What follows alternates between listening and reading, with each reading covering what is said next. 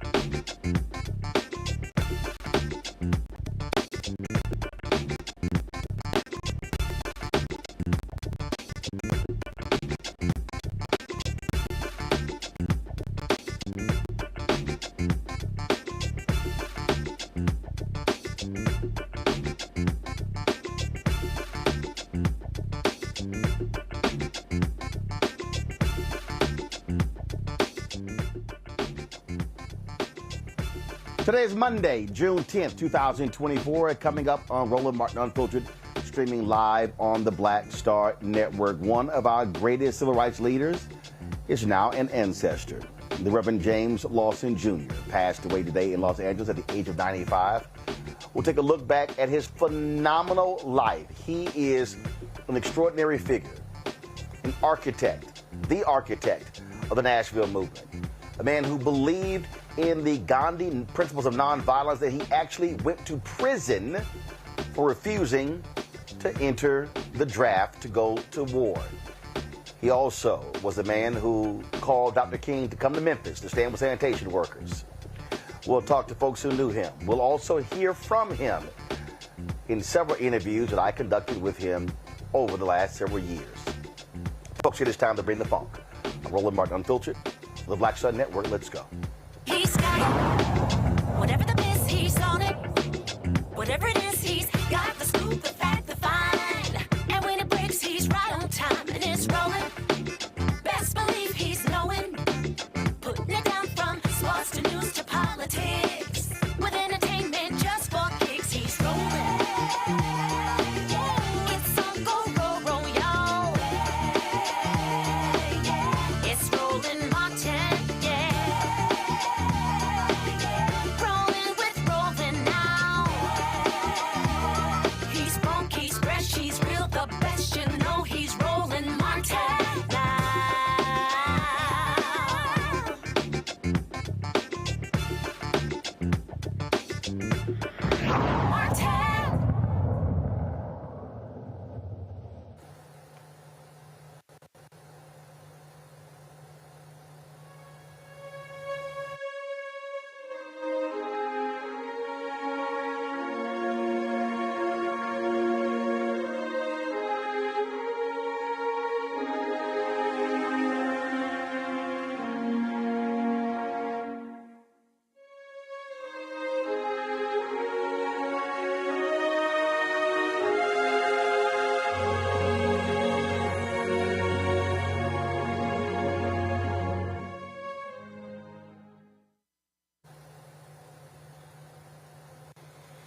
Folks, I'm here in Atlanta participating in the War Done Celebrity Golf Tournament, and literally as we were coming off of the course, I got a text message with regards to the passing of the Reverend James Lawson Jr. His family announced that he died of cardiac arrest in Los Angeles at his home there. He was 95 years old. Dr. Lawson was born in Uniontown, Pennsylvania, but he really became known for being the architect of what is called the Nashville movement. That, of course, is the movement that trained many civil rights workers, including John Lewis, Diane Nash, C.T. Vivian, and so many others. He also, of course, worked alongside Reverend Dr. Martin Luther King Jr. It was Lawson who was working in Memphis, who was the one who the sanitation workers tasked to call Dr. King to come to Memphis to stand with him. He was an extraordinary figure. He later relocated to Los Angeles, where he pastored a church there in Los Angeles. The thing that was so amazing about Reverend Lawson is that he was not trying to become a civil rights entertainer. He was not someone who was on the circuit, who showed up at awards and dinners to be praised. In fact, he was someone who preferred not to be seen, not to be heard, because he was all about the work. In a conversation I had with him, we talked about that. He also said that his last image, he said my last image of Martin was him standing in the pulpit at Mason Temple and me sitting on the last pew in the church. He said Martin was where he was supposed to be, and I was where I was supposed to be. Even folks in later ages, he was an extremely sharp figure, strong mentally, who really had solid thoughts as it related to Black Lives Matter, as it relates to organizing and movement building. Reverend Lawson was that kind of figure. And if you want to understand someone who was egoless, I remember moderating a session at Congressional Black Caucus Foundation, AOC. And it was a session with Dr. Harry Edwards, other officials of the NFL. We were talking about Colin Kaepernick in protest. And one of the, so a gentleman stopped me, actually, the president of Alpha Phi Alpha, told me, he said, hey, we're about to leave. He said, I'm here with Dr. Lawson. And I said, I'm sorry, what do you mean you're here with Dr. Lawson? He said, yeah, Jim Lawson. He's over there in the corner. And so I looked to my right, and literally, sitting in a corner was Reverend Jim Lawson, listening to the conversation. And they were leaving. And I said, no, Doc, you can't leave. You can't leave without speaking to this crowd. I'm always one where I say, look, don't give folk the microphone. I'll hold it myself. And I said to the audience, here's one individual who I will gladly hand the microphone over to, because I wanted the folk in the room to know who he was. And again, did not come in with any fanfare. Didn't have folks all around him. Didn't have assistants scurrying. He didn't demand a seat on the front row. He was literally sitting in the corner, in the back, listening and watching the conversation. And so I had him speak. A couple of years later, we went to Los Angeles, and I wanted to interview Dr. Lawson. And he didn't want to do it at first. Again, he was not somebody who sought the limelight, but he agreed to do it. We were preparing for MLK 50, and we were doing interviews with a variety of individuals regarding the assassination of Reverend Dr. Martin Luther King Jr. Well, when it was time to actually start editing, I discovered the folks at TV One lost the interview. They literally couldn't find it. I was beyond angry. I was pissed with what happened. We didn't have it for 2018.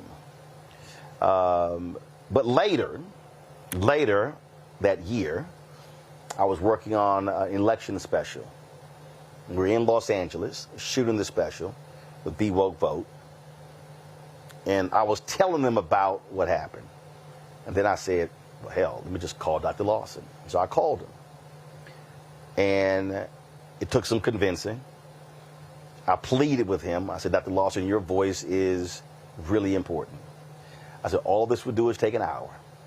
We will pick you up. We'll do the interview in an hour, and then we'll take you right back home. Then he said, what time? When he came there, let me tell you, folks, it was an extraordinary interview. And when we finished, no one moved. No one said a word. And then the entire production crew began to clap. All because of what this man had to say. A few weeks ago, at the Presidential Medal of Freedom, and I remarked to some White House officials that I really wish that they had awarded him the Medal of Freedom. And I said, I really hope Dr. Lawson can be given this award next year. And then we got the word today that he had passed away. That conversation I had with him, you will see in the next hour. It is extraordinary dialogue. This man was so amazing. And he believed in nonviolence so much that when he was in seminary, he could have gotten a waiver not to go into the war because he was in seminary. But Reverend Lawson believed in nonviolence so much. He said he was such a pacifist that he chose to go to federal prison instead of using that waiver to get out of going to war. Extraordinary. Too many people don't know who he is. Too many people don't realize the work that he put in. But today we absolutely lost one of our greatest civil rights leaders, one of our greatest organizers and tacticians ever. A few weeks ago, he joined Mark Thompson on his show to talk about the war between Israel and what's happening in Gaza. Reverend Mark Thompson joins us right now. Mark, glad to have you on the show. He was 95 years old, but that brother was still sharp of mind with tremendous insight on present-day issues. Most certainly was, and thank you, Roland, for this tribute. As always, you are covering what we need you to cover, because this is a sacred day. James Lawson, if Dr. King was our modern-day Jesus, then James Lawson was our modern-day John the Baptist. He went to India before Dr. King. He did a lot of things before Dr. King, with Dr. King's full knowledge, to go and kind of make way for the one who would follow. He went to India. He studied Gandhi. Dr. King followed him there 2 years later. As you mentioned, he went to jail as a conscientious objector. He was an absolute, uncompromising proponent of nonviolent civil disobedience. So much so as we all were celebrating the Montgomery brawl, James Lawson chastised us. He said any type of violence that we exhibit is wrong. He was truly a believer in the nonviolent principles. He knew me before I was born because he was in Nashville, in the church where my family worshiped, but my mother was still in high school, teaching John Lewis, Bernard Lafayette, Diane Nash, and Marion Barry, all students at Tennessee State, Fisk and Meharry, and American Baptist College, all of those students, the principles of nonviolent resistance, so that they could go downtown in 1960 and turn Nashville upside down and desegregate those lunch counters.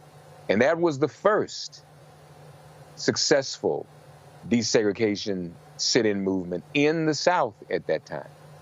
He got that ball rolling. And so he truly was a giant. And you're right, he stayed sharp. He was sharp. one of the most important things we did, you mentioned the war just now, we did the ceasefire music video. Dr. Lawson never been in music, so I don't do music videos. I said, Dr. Lawson, why don't you do a music video? Let's do this music video. And I convinced him to do it, and he did it. And we got to have him on camera with all these other voices. And to me, his voice and his presence was the most validating because of his uncompromising position when it came to nonviolence. He was in Memphis when he left Nashville, organizing Memphis. Again, first there, John the Baptist, there with Bill Lucy, and invited Dr. King to Memphis. A lot of people forget that Memphis was a labor struggle. It was an AFSCME struggle. The brothers, the sanitation workers, wanted a union. So for sanitation, most of us don't even know who a sanitation worker is, don't even speak to them. The lowliest of the low, they handle our rubbish. And James Lawson and Dr. King were concerned about them. And he believed that he was going to be killed in Memphis, as many others felt that they were going to be killed. And of course, we know that Dr. King became that martyr in Memphis, something that I know James Lawson never got over. But he continued the work up until Dr. King should have lived to be his age as well. He was taken from us. But he lived to be almost 100 still doing this work. So for those who've not heard of him, for those who are just hearing us talk about him for the first time and hearing his name the first time all over the news today, run to Google him, run to read about him and share his story with the children. Dr. King if Dr. King were here, he would mourn and praise the life of James Lawson himself. Here's one of the things. So when I talked to him, Mark, he said something to me that it was, and I keep using the word extraordinary, and I'm doing so for a reason. He said to me, they spent 6 months talking about why they wanted to launch a movement. Then he said they spent 6 months discussing what they wanted to do. That's a year. Today, we'll call a meeting, and by the end of the meeting, we got an Instagram page, a website, we got a Zelle, PayPal, Venmo already created. And so what he was talking about was having this deep understanding of a commitment to movement building. And discipline and knowledge, because they studied. They read the scripture, they understood and learned from the successes of the past and the mistakes of the past. We don't do them. We don't read like we should. A lot of us don't. And we do just kind of jump out here. Now, there's a convenience and an expeditiousness to being able to jump out there and have the Instagram accounts and the social media accounts. But they had none of that. Marcus Garvey had 6 million members in his organization, and there was no social media, no internet. So it just shows what we were able to do. And to your point, Roland, we can run out here and do something quickly nowadays with social media helping us. But is it as effective as what they did when they did not have those resources? Can we boycott riding the bus for 400 days, but we have social media now? You know, can we go to the lunch counters and be beaten and not retaliate, even though we have social media? If the sanitation work, the people who pick up our trash, the regular everyday people who make this little red wagon of America go, if they need us, can we drop what we're doing and organize a boycott and a march that is effective and wins their rights? But we have social media. So this was the power that he had. And as I said, it was a little embarrassing. You know, he came on the show right after my show right after the Montgomery brawl. And I wanted to ask him how he felt. First, I called him. I said, black folk fought back, jumped off the ferry, whipped the white folks with chair. We all wearing chair necklaces and earrings. So how you feel about that, Dr. Lawson?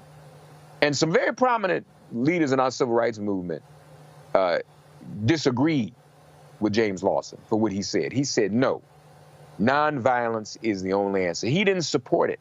I said, even in this face of self-defense, he said no because he taught that the greatest self-defense was what Jesus taught, and that is to turn the other cheek. Unless it was in the case of something that where one's life was in jeopardy and one had to save one's life. But then even he said it was not for the purpose of taking another life. You're right, his humility was legendary. Never had an entourage. Always sat in the back of the room. You kind of had to cajole him to the front and cajole him to the mic. And I think a lot of that humility had to do with his relationship with Dr. King and his service to Dr. King. You know, Dr. King was the same way. He was a very humble man. Very, very humble man. He could be in the room with folks like Mukasa Willie Ricks and others, and even at times Kwame Ture, calling him an Uncle Tom to his face. And Dr. King wouldn't even get upset. He'd still have them walk right beside him all the way from Sumner, Montgomery, saying, you know, Dr. King's acting like an Uncle Tom because of what we did in Selma. We had a turnaround Tuesday. And Dr. King would still stand with those people. He couldn't hurt him. You couldn't hurt James Lawson either. No weapon formed against him could ever prosper, and it never did. Joining us right now is Tennessee State Representative Justin Jones, who represents Nashville. Representative Jones, always glad to have you back on the show. Reverend James Lawson was fired, kicked out at Vanderbilt because of his civil rights work. He was later, years later, decades later, honored by them as a result of that.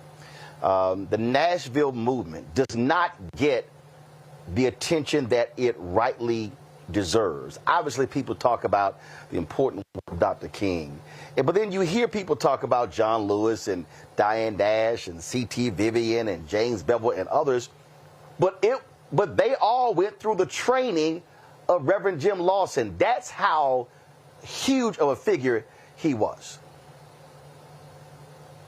I mean, you know, another word I would use to describe Reverend Lawson is intergenerational. Just in April, myself, Ms. Nash, and Reverend Lawson did a panel here in Nashville honoring the anniversary of Nashville becoming the first Southern city to desegregate its lunch counters, and that was because of the brilliance, the strategy, the tactics of Reverend James Lawson.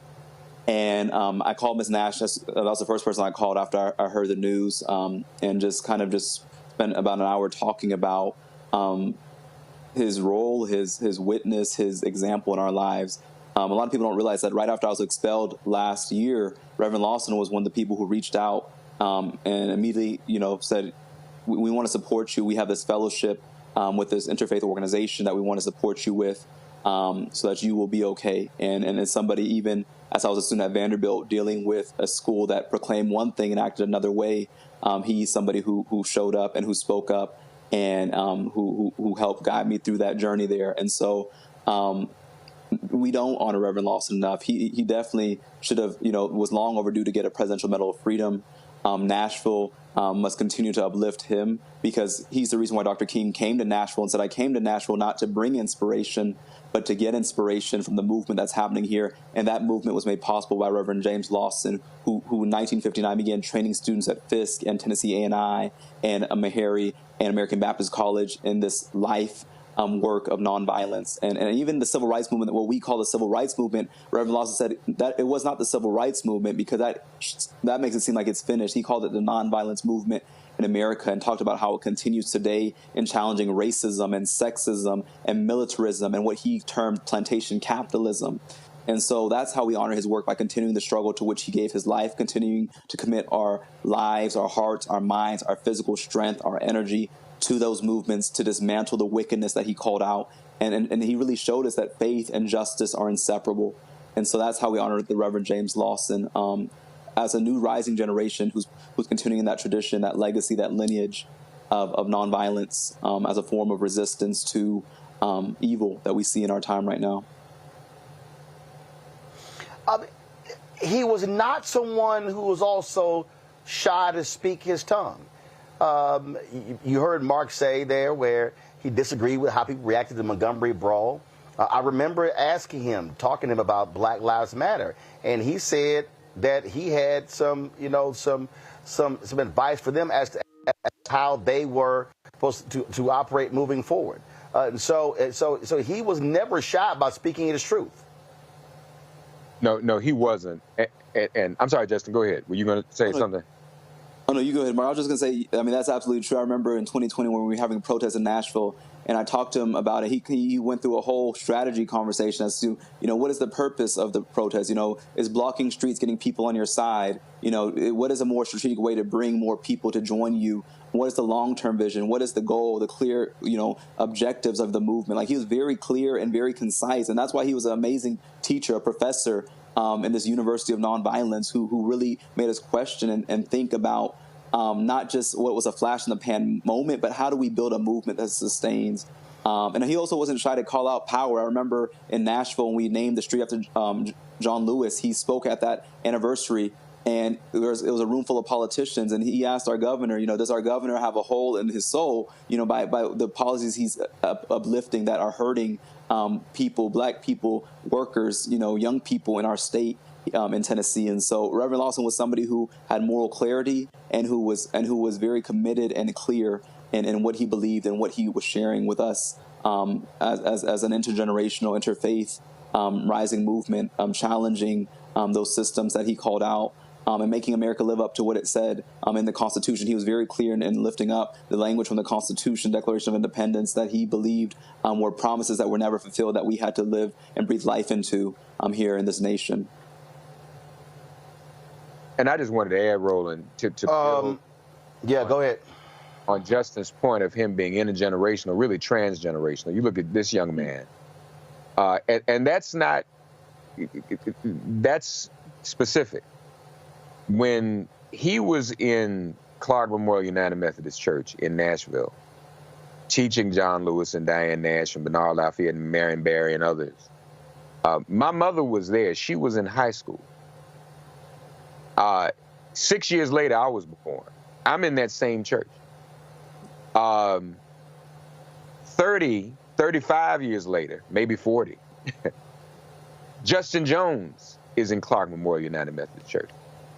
So here you have at least 3 or 4 generations of people in the same space whose lives have been touched and influenced by James Lawson. He was always relevant. And it's so important that Justin is here because we all know what Justin represents. He is this current generation of young people that we want to see pick up this torch and carry it.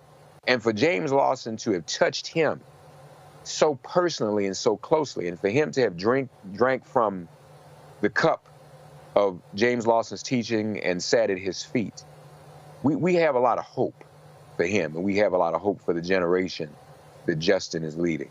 And so we are so thankful for the life of James Lawson and the influence he's had on all these generations. Representative Jones, final comment. I think we're going to hear a lot of politicians, a lot of people talking about how they loved Reverend Lawson and lifting up his story. But I think the way that we honor him is by continuing his fight. And so any politician, anybody you hear talking about how much they love, even pastors in these churches, how much they love Reverend Lawson these next few days, let us honor him through action. Let us honor him through continuing to struggle. Let us honor him by continuing to sacrifice. He spent months in prison. I mean, I think the most amazing thing about Reverend Lawson is that he lived to be 95, because even though he faced death today, he's faced death many times. He stared it in his eyes and did not turn back, did not back down.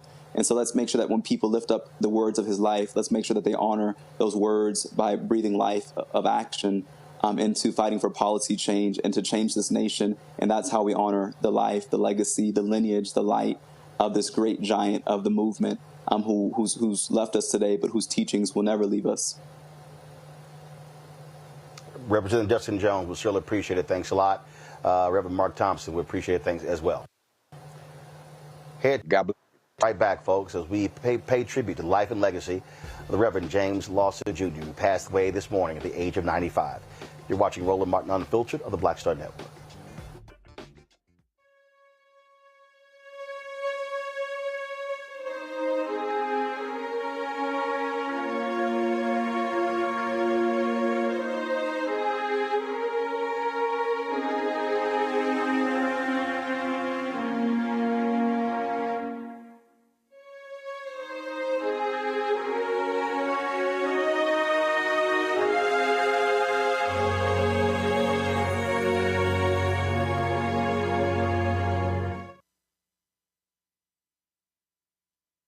Hello, my brothers and sisters. This is Bishop William J. Barber II, co-chair of the Poor People's Campaign, a national call for moral revival, and president of Repairs of the Breach. And I'm calling on you to get everybody you know to join us on Saturday, June 29th at 10 o'clock a.m. in Washington, D.C. on Pennsylvania and 3rd for the mass Poor People's Low-Wage Workers Assembly and Moral March on Washington and to the polls, and the post effort to reach 15 million poor and low-wage infrequent voters who, if they vote, can change the outcome of our politics in this country. Our goal is to center the desires and the political policy agenda of poor and low-wage persons, along with moral religious leaders and advocates. Too often, poor and low-wage people are not talked about, even though in this country today there are 135 million poor and low-wage persons. There's not a state in this country now where poor and low-wage persons do not make up at least 30% of the electorate. It is time that the issues of poor and low-wage people be at the center of our politics. Living wages, health care, things that matter in the everyday lives. We will no longer allow poverty to be the fourth leading cause of death in this country. We must let our voices be heard. Join us. Go to our website, www.poorpeoplescampaign.org. RSVP. Get others to come. Get a bus. Get a van. Get on the train. Come and let our voices be heard and our votes be felt. Lift from the bottom so that everybody rises.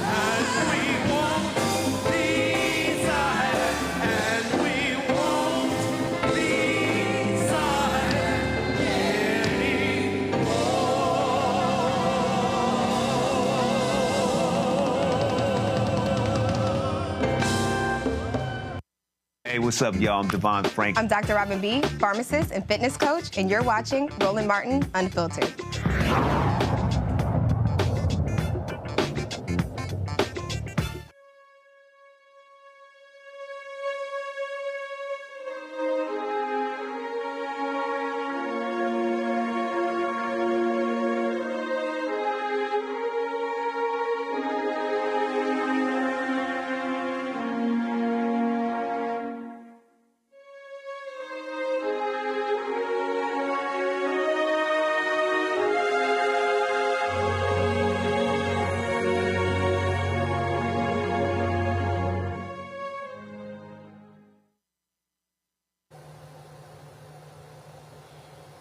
Folks, this morning, the news came out of the passing of Reverend James Lawson Jr., the age of 95.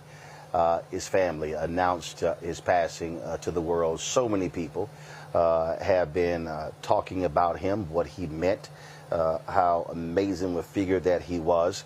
Before I go to my next guest, Reverend Lawson gave a eulogy at the funeral of John Lewis. I want to play a little bit of that. I'm going to play the rest later.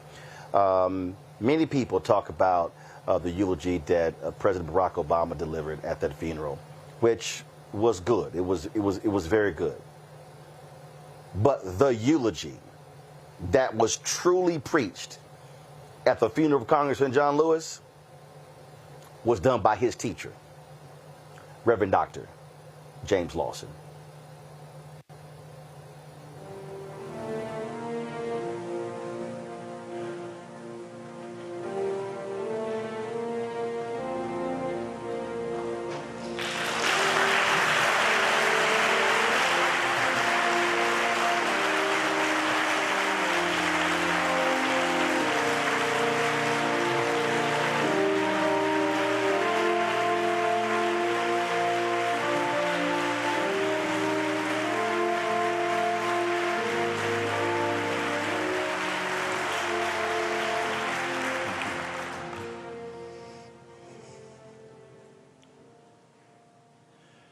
Pastor, sisters and brothers, members of this Lewis family that so wonderfully nurtured John in love and hope and courage and faith and the rest of it.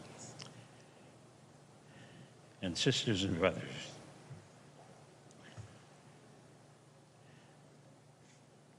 Czesław Miłosza, a Polish Catholic poet,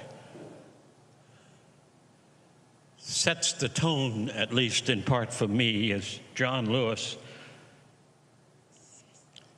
has journeyed from the eternity of this extraordinary, mysterious human race into the eternity that none of us know very much about. When he wrote this poem called Meaning, when I die, I will see the lining of the world, the other side, beyond bird, mountain, sunset. The true meaning ready to be decoded. What never added up will now add up. What was incomprehensible will become comprehended.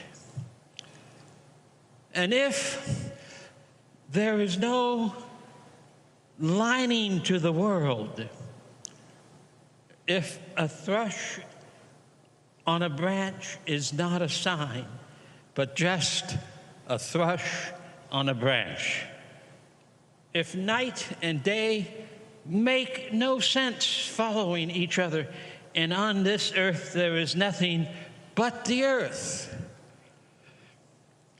even if that is so, there will remain a word, wakened by the lips that perish, a tireless messenger who runs and runs through interstellar places, through revolving galaxies, and calls out and protests and screams. And I submit that John in that other eternity will be heard by us again and again, running through the galaxies, still proclaiming that we, the people of the USA, can one day live up to the full meaning of we hold these truths. Live up to the full meaning, we, the people of the USA, in order to perfect a more perfect union. John Lewis practiced not the politics that we call bipartisan. John Lewis practiced the politics that we, the people of the U.S., need more desperately than ever before, the politics of the Declaration of Independence, the politics of the preamble to the Constitution of the United States.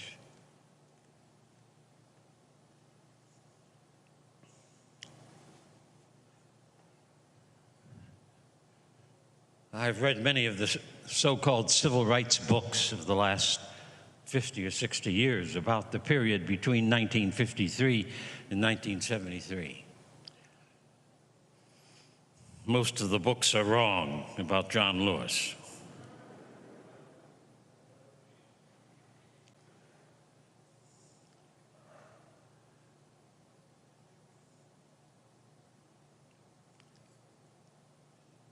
Most of the books are wrong about how John got engaged in the Nashville campaign of 1959-60.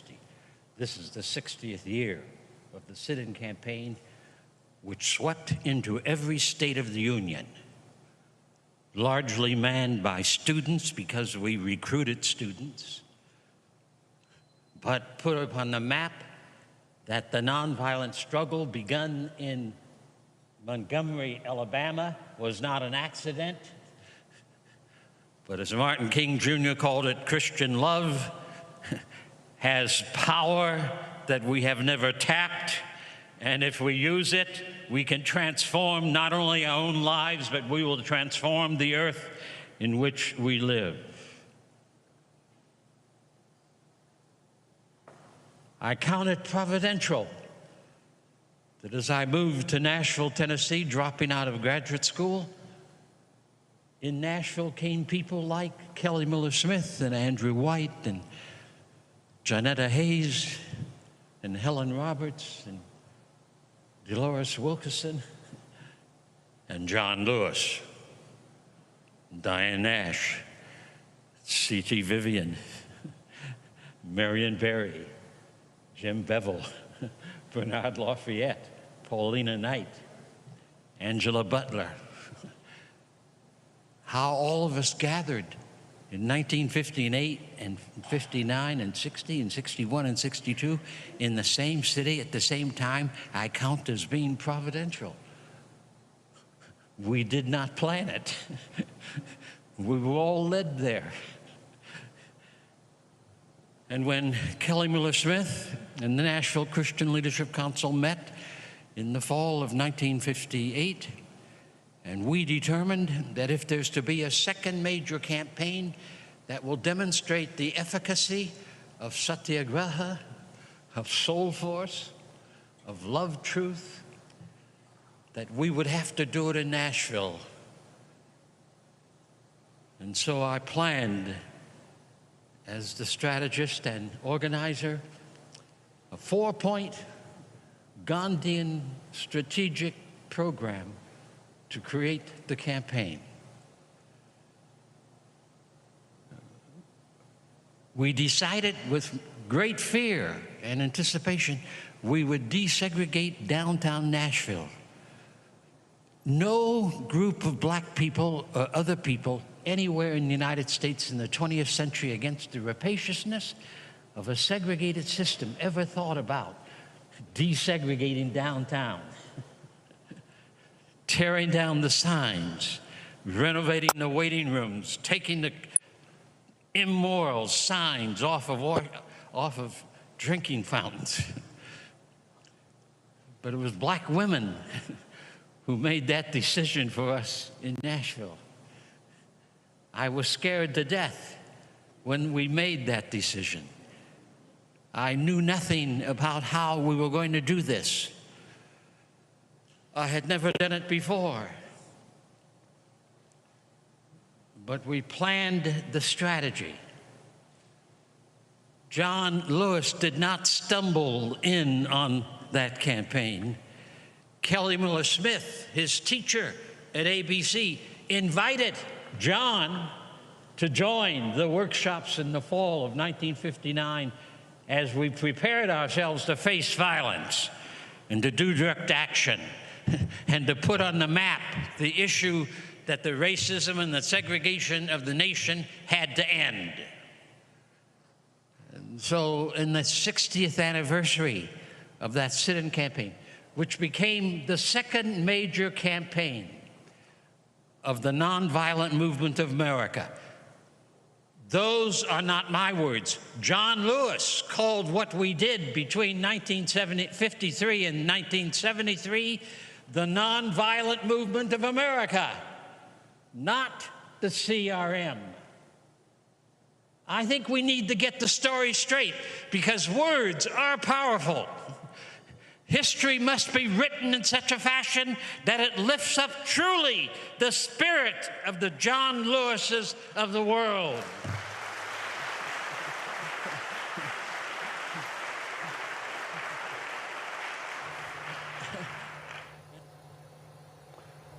Folks, we're going to play the rest of that eulogy.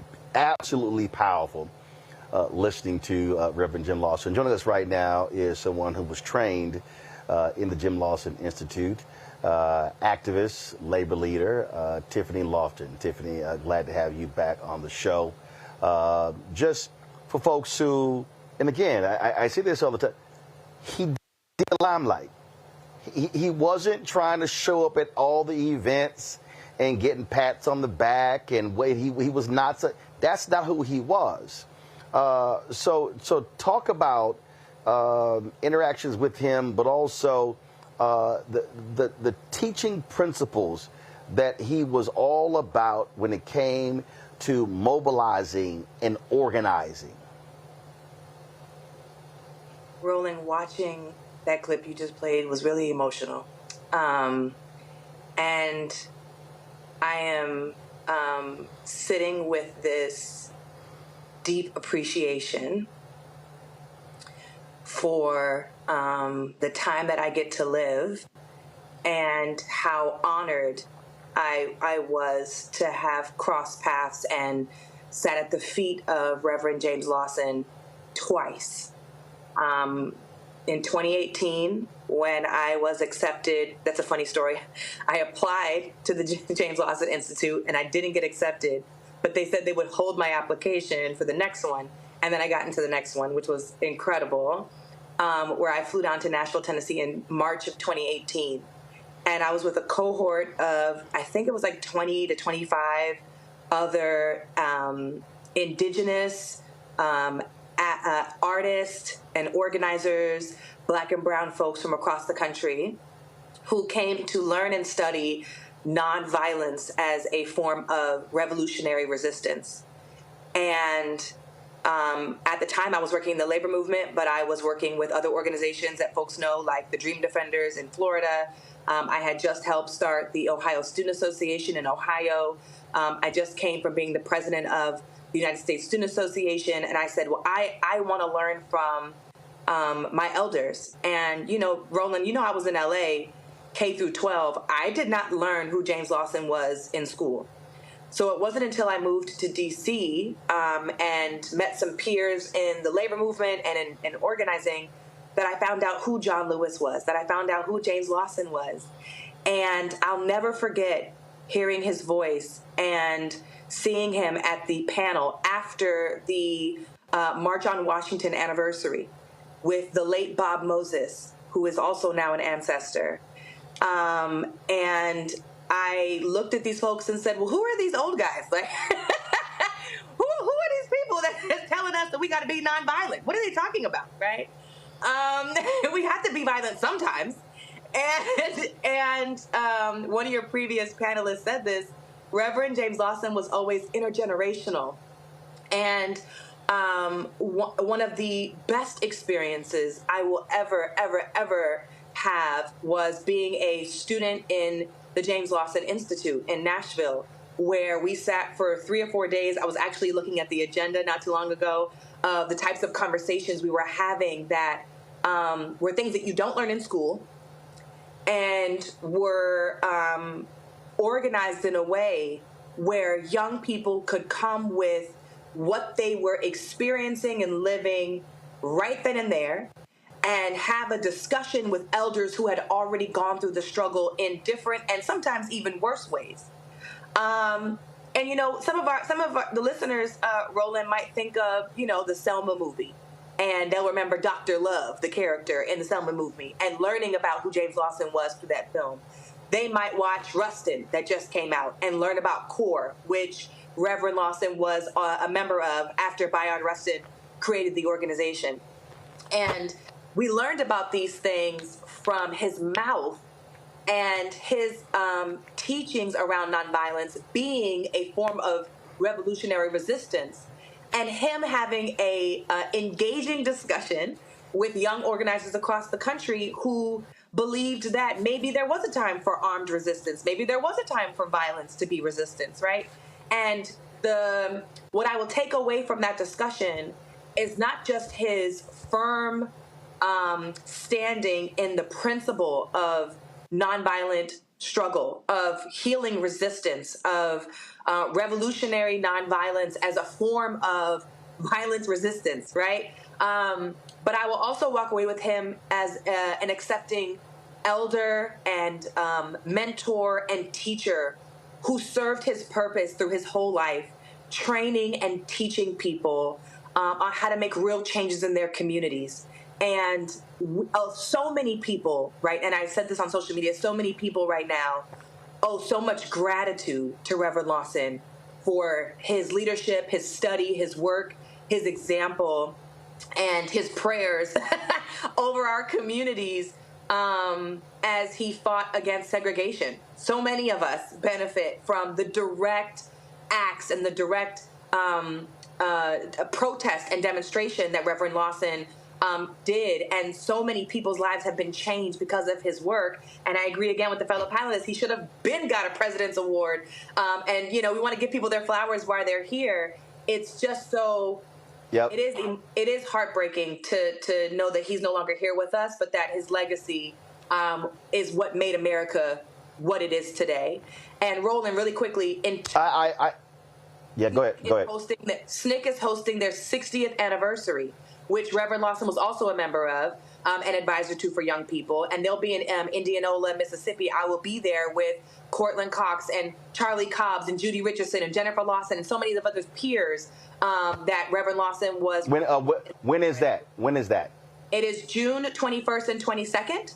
And it's in Indianola, Mississippi this month, so in 2 weeks. Got it. And if folks want more information, they can follow SNCC Legacy on Instagram, and they can go to sncdigital.org, and SNCC is spelled SNCC.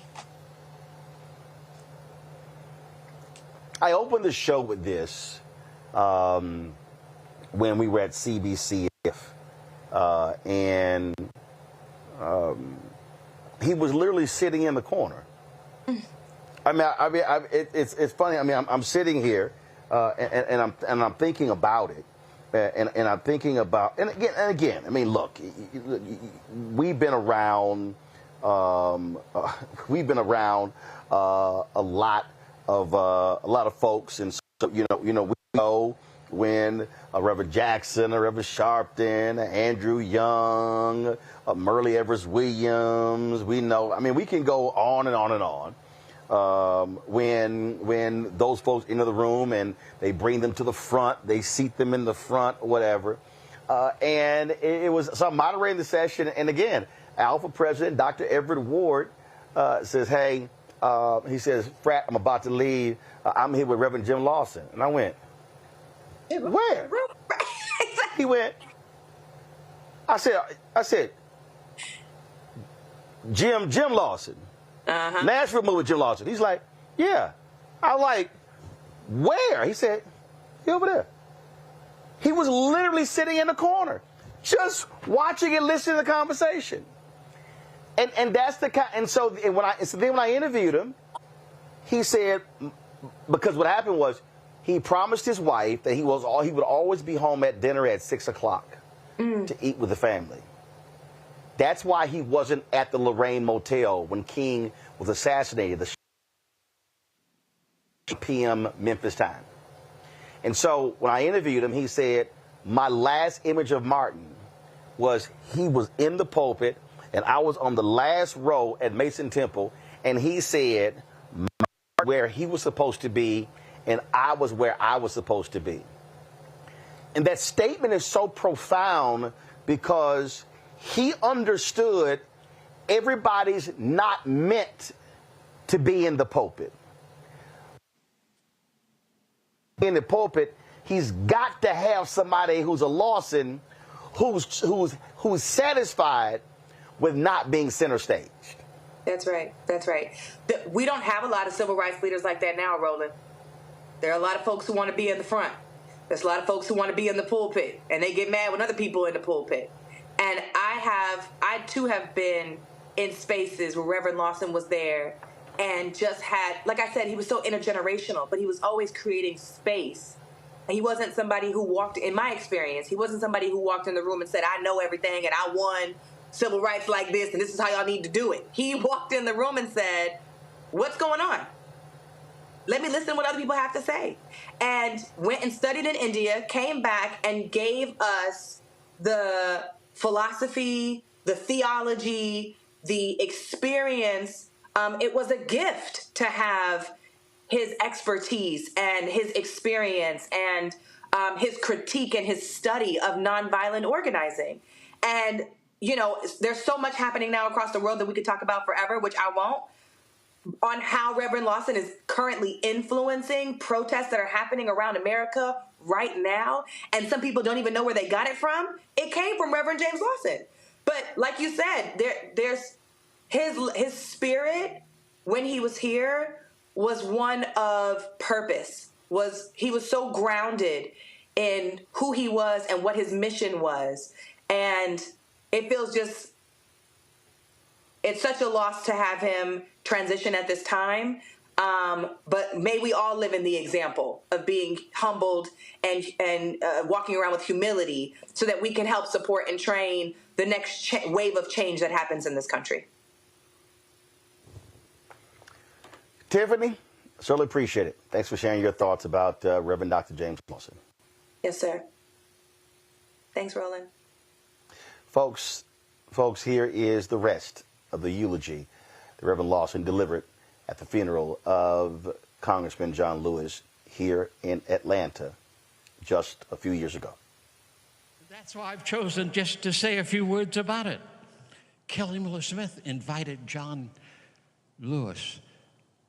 I met a Fisk student who told me about a student from Chicago who wanted to do something about those vicious signs. I said, invite Diane Nash to the workshop in September because we're going to do something about those signs. I pushed this hard. Now, John Lewis had no choice in the matter.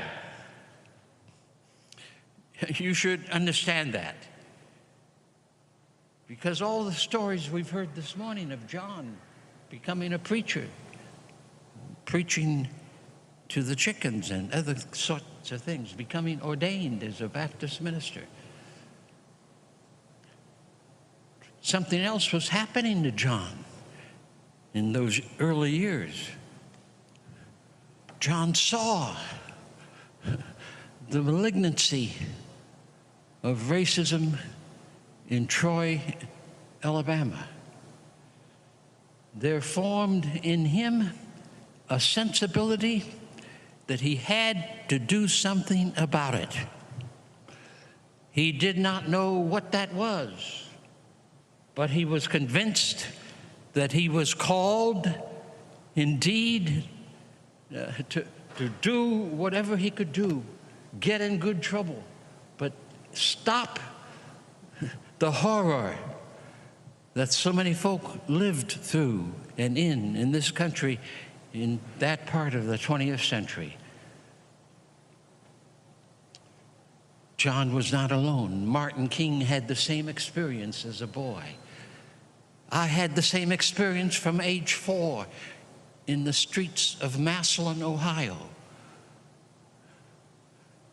Matthew McCullum, a pastor whose name you don't know in South Carolina, had the same experience. C.T. Vivian had the same experience. I maintain that many of us had no choice to do what we tried to do, primarily because at an early age we recognized the wrong under which we were forced to live, and we swore to God that by God's grace we would do whatever God called us to do in order to put on the table of the nation's agenda. This must end. Black Lives Matter.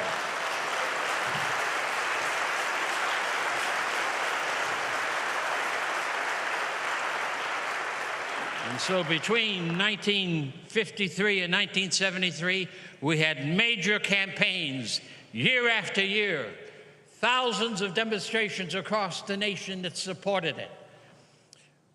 We had folk in the Congress, folk in the White House, folks scattered across the United States who were beginning to formulate what the solutions are for change. The media makes a mistake when John is seen only in relationship to the Voting Rights Bill of '65. However important that is, you must not remember that in the '60s, Lyndon Johnson and the Congress of the United States passed the most advanced legislation on behalf of we, the people of the United States, that was ever passed. Head Start. Billions of dollars for housing. We would not be in the struggle we are today in housing if President Reagan hadn't cut that billions of dollars for housing, where local churches and local nonprofits could build affordable housing in their own communities, being sustained and financed by loans from the federal government. We passed Medicare. We passed anti-poverty programs, Civil Rights Bill 64, 65, voting rights bills, a whole array. John Lewis must be understood as one of the leaders of the greatest advance of Congress in the White House on behalf of we, the people of the USA.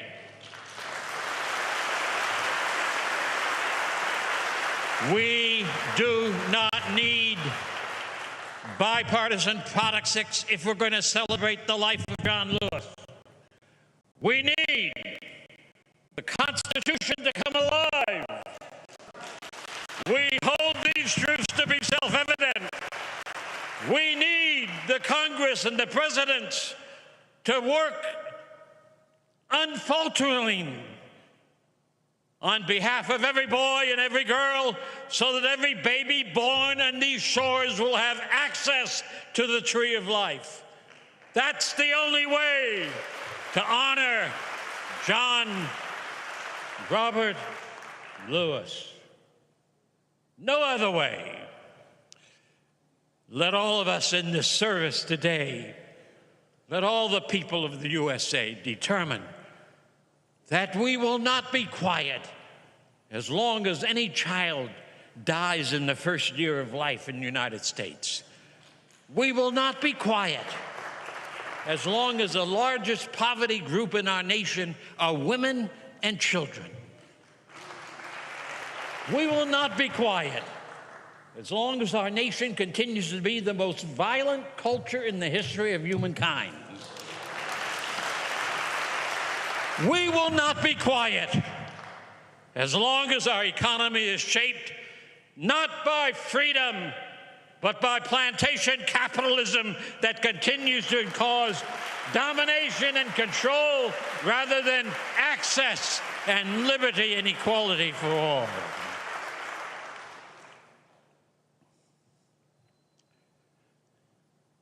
The forces of spiritual wickedness are strong in our land because of our history. We have not created them. John Lewis did not create them. We inherited them. But it's our task to see those spiritual forces.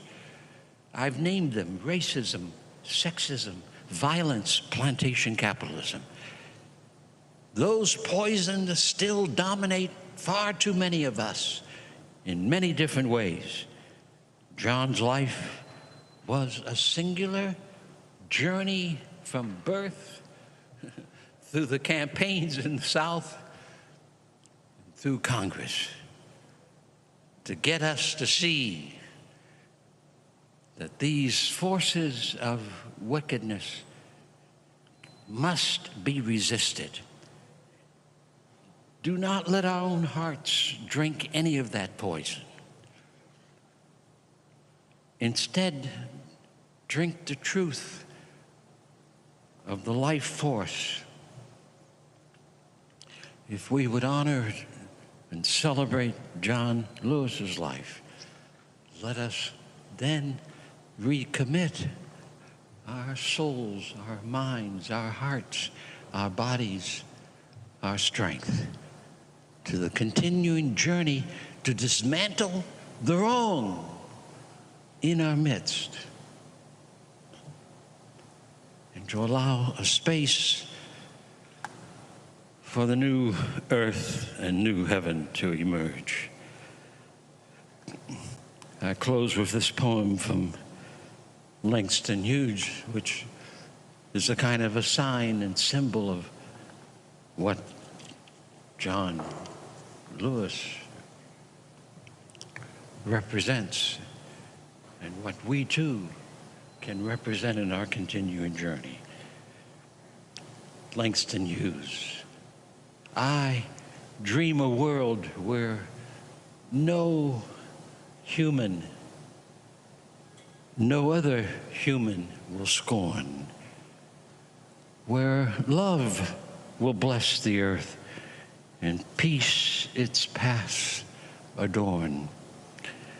I dream a dream where all will know sweet freedom's way, where greed no longer saps the soul, nor avarice blights our day.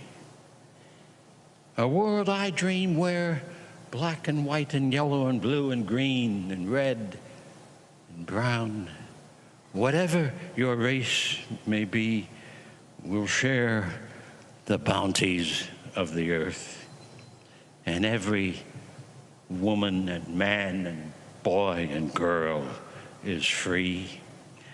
Where wretchedness hangs its head and joy, like a pearl, attends the need of all humankind.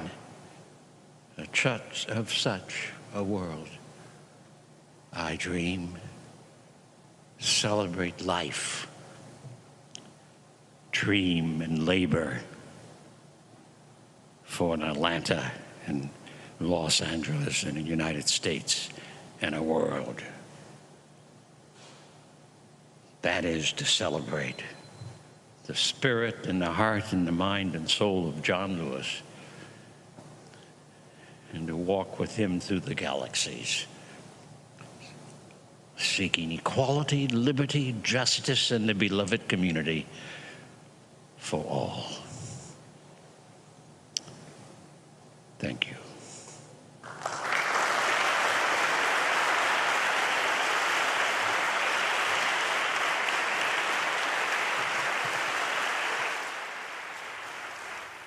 As I said, absolutely powerful and riveting, and that's when he was 91 years old. Going to go to a break. We come back. My one-on-one with Reverend James Lawson. The interview was shot 2018 in Los Angeles. It is one that I guarantee you will blow you away. You're watching Roland Martin Unfiltered right here on the Black Star Network. What we do, folks, we often do these tributes. I call them digital homegoings because I fundamentally believe that we need to pay proper tribute when we lose our great folks and become ancestors. I doubt very seriously you're going to see significant coverage death on any of these networks, but he's deserving of this type of tribute because when we do this, we are introducing or teaching a whole new generation of folks who didn't know. I don't mean just young people. There are people who are Gen X or baby boomers who may have never heard of Reverend James Lawson. So it's important that we have platforms that allow us to be able to do these things and not just give 30 seconds, a minute, or a couple of minutes, but give proper respect and deference to the work of folks like Reverend Lawson. So when you join our Bring the Funk fan club, your dollars are making it possible for us to do that. Our goal is to get 20,000 of our fans contributing on average $50 each. That's $4.19 a month, 13 cents a day. If you want to support our work, send your check and money order to P.O. Box 57196, Washington, D.C., 20037-0196. Cash App, $RM Unfiltered, PayPal, R Martin Unfiltered. Venmo is RM Unfiltered. Zelle, Roland at RolandSMartin.com, Roland at RolandMartinUnfiltered.com. When we come back, you'll hear my sit-down conversation with Reverend Jim Lawson, now an ancestor. He passed away on Sunday at the age of 95. Back in a moment.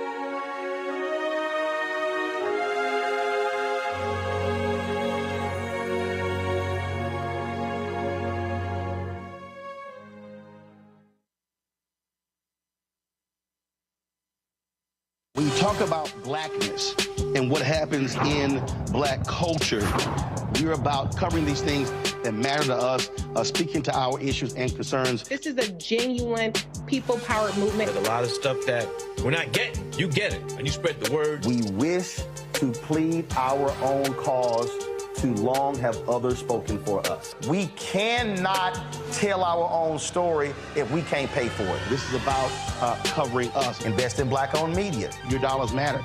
We don't have to keep asking them to cover our stuff. So please support us in what we do, folks. We want to hit 2,000 people, $50 this month, raise $100,000. We're behind 100,000, so we want to hit that. Y'all money makes this possible.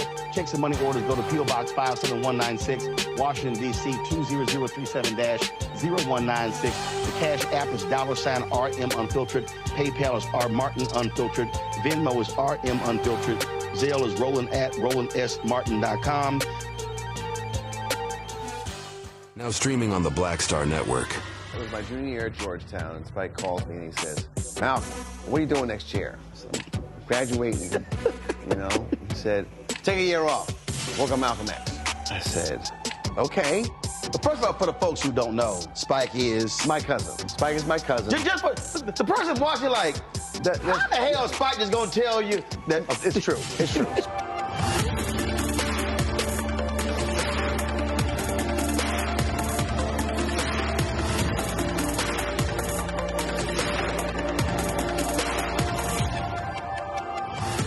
What's up, everybody? It's your girl, Latasha from the A. And you're watching Roland Martin Unfiltered.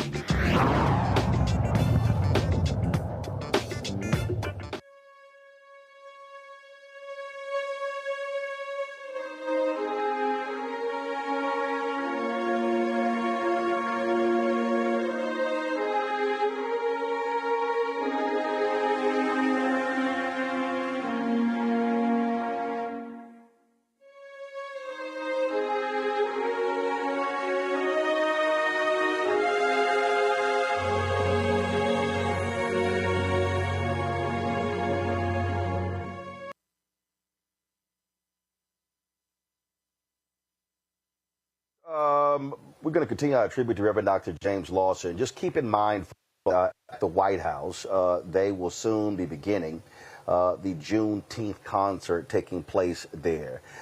We will be live streaming that. Remarks made by President Joe Biden as well as Vice President Kamala Harris. And so we have a secondary stream on the Black Star Network. So if you go to the app or go to our YouTube channel, you will actually see that additional stream. So just letting you know that we are keeping our eye on that particular event as well. Also, folks, so we're going to roll this video here, but before I do that, let me shout out my parents, Reginald and Imelda Martin, today celebrating their 57th wedding anniversary. So just wanted to give them a shout out before we actually roll this interview. So again, happy anniversary to my parents. Folks, 6 years ago, I told you earlier about when the folks at TV1 completely screwed up and lost my James Lawson interview. Have no idea. They just never ingested the interview. Don't even ask me. It still pisses me off. But later in the year, I was in Los Angeles and decided I was doing some other interviews with the folks with Be Woke Vote. And I decided to call Reverend Lawson and begged him to do the interview. And I'm so glad that he actually said yes to that. And so this here is that conversation. We talked about voting, talked about a lot of different things. I think you'll learn a lot from this conversation. Here it is. Folks, welcome to BeWoke.vote. I'm your host, Roland Martin, also the host of Roland Martin Unfiltered. And we think about some of the greatest organizers and teachers. When we think about the Black freedom movement, some call the Civil Rights movement, we often hear the names like Reverend Dr. Martin Luther King Jr. We hear, of course, Roy Wilkins. We might hear about Fannie Lou Hamer. But I've always said two of the most unsung heroes, Ella Baker, one of the greatest organizers that we have ever seen, and also my next guest, Reverend James Lawson. He joins us right now. Glad to have him here.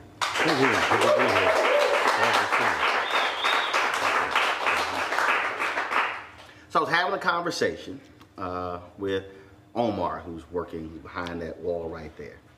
And we were talking about young folks and voting and how do we keep people mobilized. And I said the most underappreciated aspect of the Black freedom movement is the fact that y'all taught folks. That was teaching. That was training. You didn't just wake up, go to a rally. No, that's right. You taught folks first. Yes, sir. We help people to interpret our history, not so much from the perspective of the conventional wisdom, but from the point of view of equality, justice, freedom. That they were human beings. They had the greatest gift of life, and that they had to cultivate that gift in every respect: heart, soul, mind, strength, capacity to be alive, to be human, and to act together. So we mobilized many people. Congressman John Lewis is a consequence of that work that I began in 1958-59 in Nashville, Tennessee. We helped people to prepare for the short-term direct action, nonviolent direct action, as that movement emerged. But we also helped prepare people for the long run of their lives and for the quality of their lives. And of course, a significant part of that was the fact that as a human being, you can stay awake, you can be alive, you can love, you can serve, you can dissolve injustice in yourself and outside yourself, and you can keep at it with your neighbors and with other people. So that movement was the greatest movement America had from 1775, I'm going to say, to 1955 and beyond. The 1955 20th century rendition of it was the greatest movement in modern times. You call it, though, when I last talked to you, you have your own name for it. Other people call it the Civil Rights Movement. They might call it the Black Freedom Movement. Yeah. But you invoke Rosa Parks in it. Yes, I call the main energy of that period the Rosa Parks, Martin Luther King Jr. Nonviolent Movement of America. Or I call it the Rosa Parks, Martin King Campaign for Equality and Justice, rather than calling it the Civil Rights Movement. Why? Because in a society of male domination and chauvinism, in a society where there's been for 400 years so much sexism and racism, so much economic cruelty and oppression, the American people do not have choices. The conventional perspective of history excludes too much of the history of cruelty. James Baldwin spoke about the bloody catalog of our history. That bloody catalog is more influential today in many, many people than any other facet of American history. And it's blind, it is invisible, it's unseen, and therefore many people yield to it.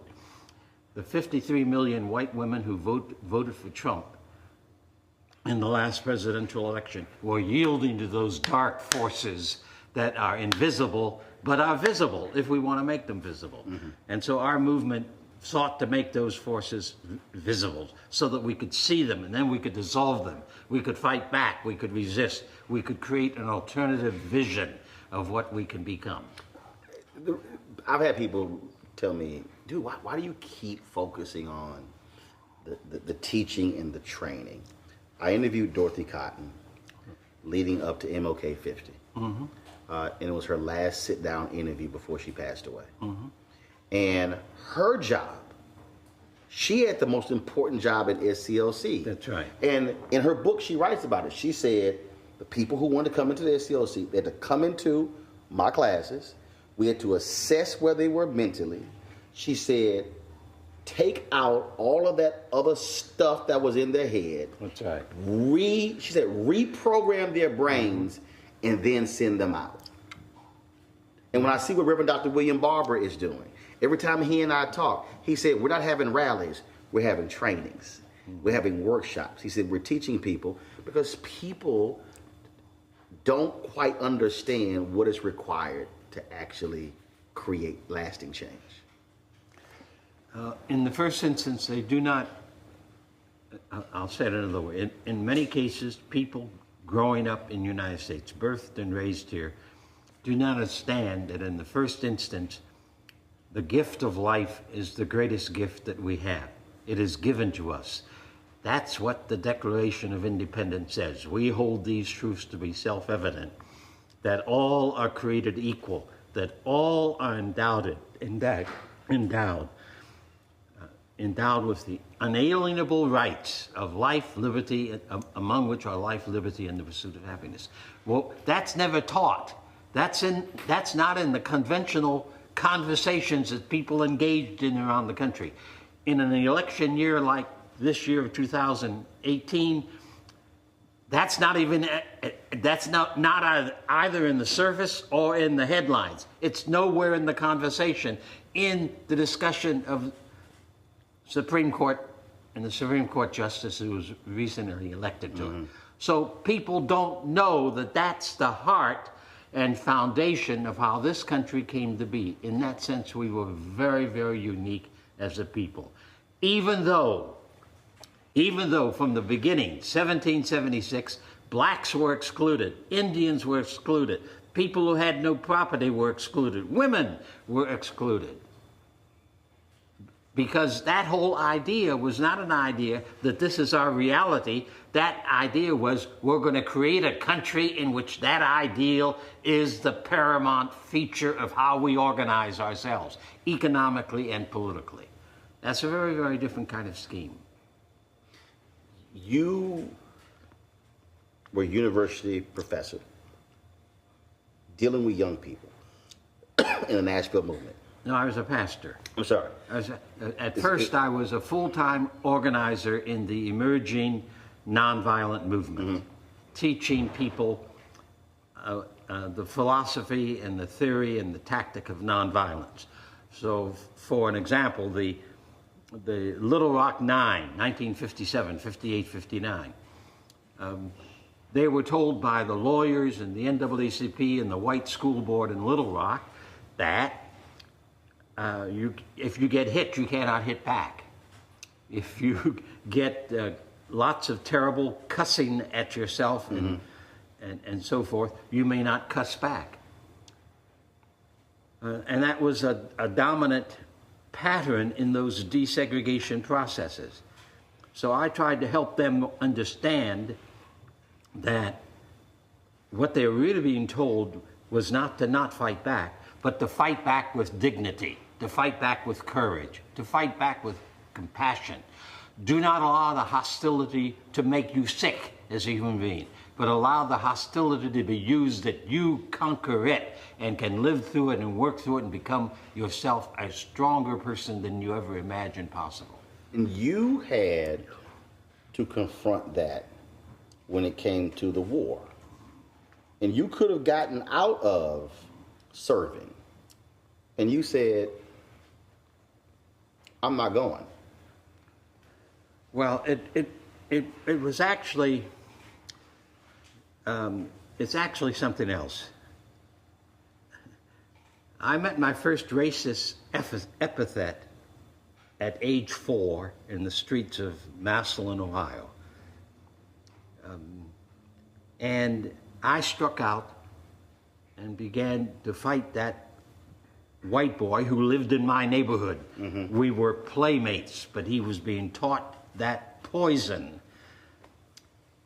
That whole experience made me aware of the fact that I was called to be a human being and that names and all could not destroy me, but that they had to be resisted in order to be changed.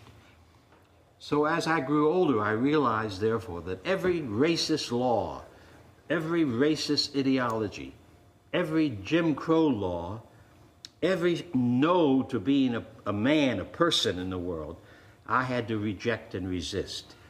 Then I recognized that the Selective Service Act was also an unjust law, and that therefore I did not want to obey it. Though I had registered in the draft, I was making the effort to follow Jesus. I was making the effort to be a person who resisted every form of injustice and cruelty to other human beings or to myself. So I decided that the Selective Service Act was an unfair act. Now, this later was confirmed in 1960 when in Memphis, as a pastor of a large congregation, I had 4 to 6 young black men who were college students who were not exempted by the white draft boards, but drafted. A student could be exempted.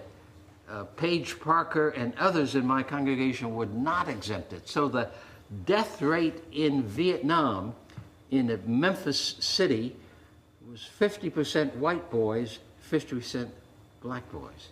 Though white was the majority community. The same thing went on all across the country. Few people were aware of that.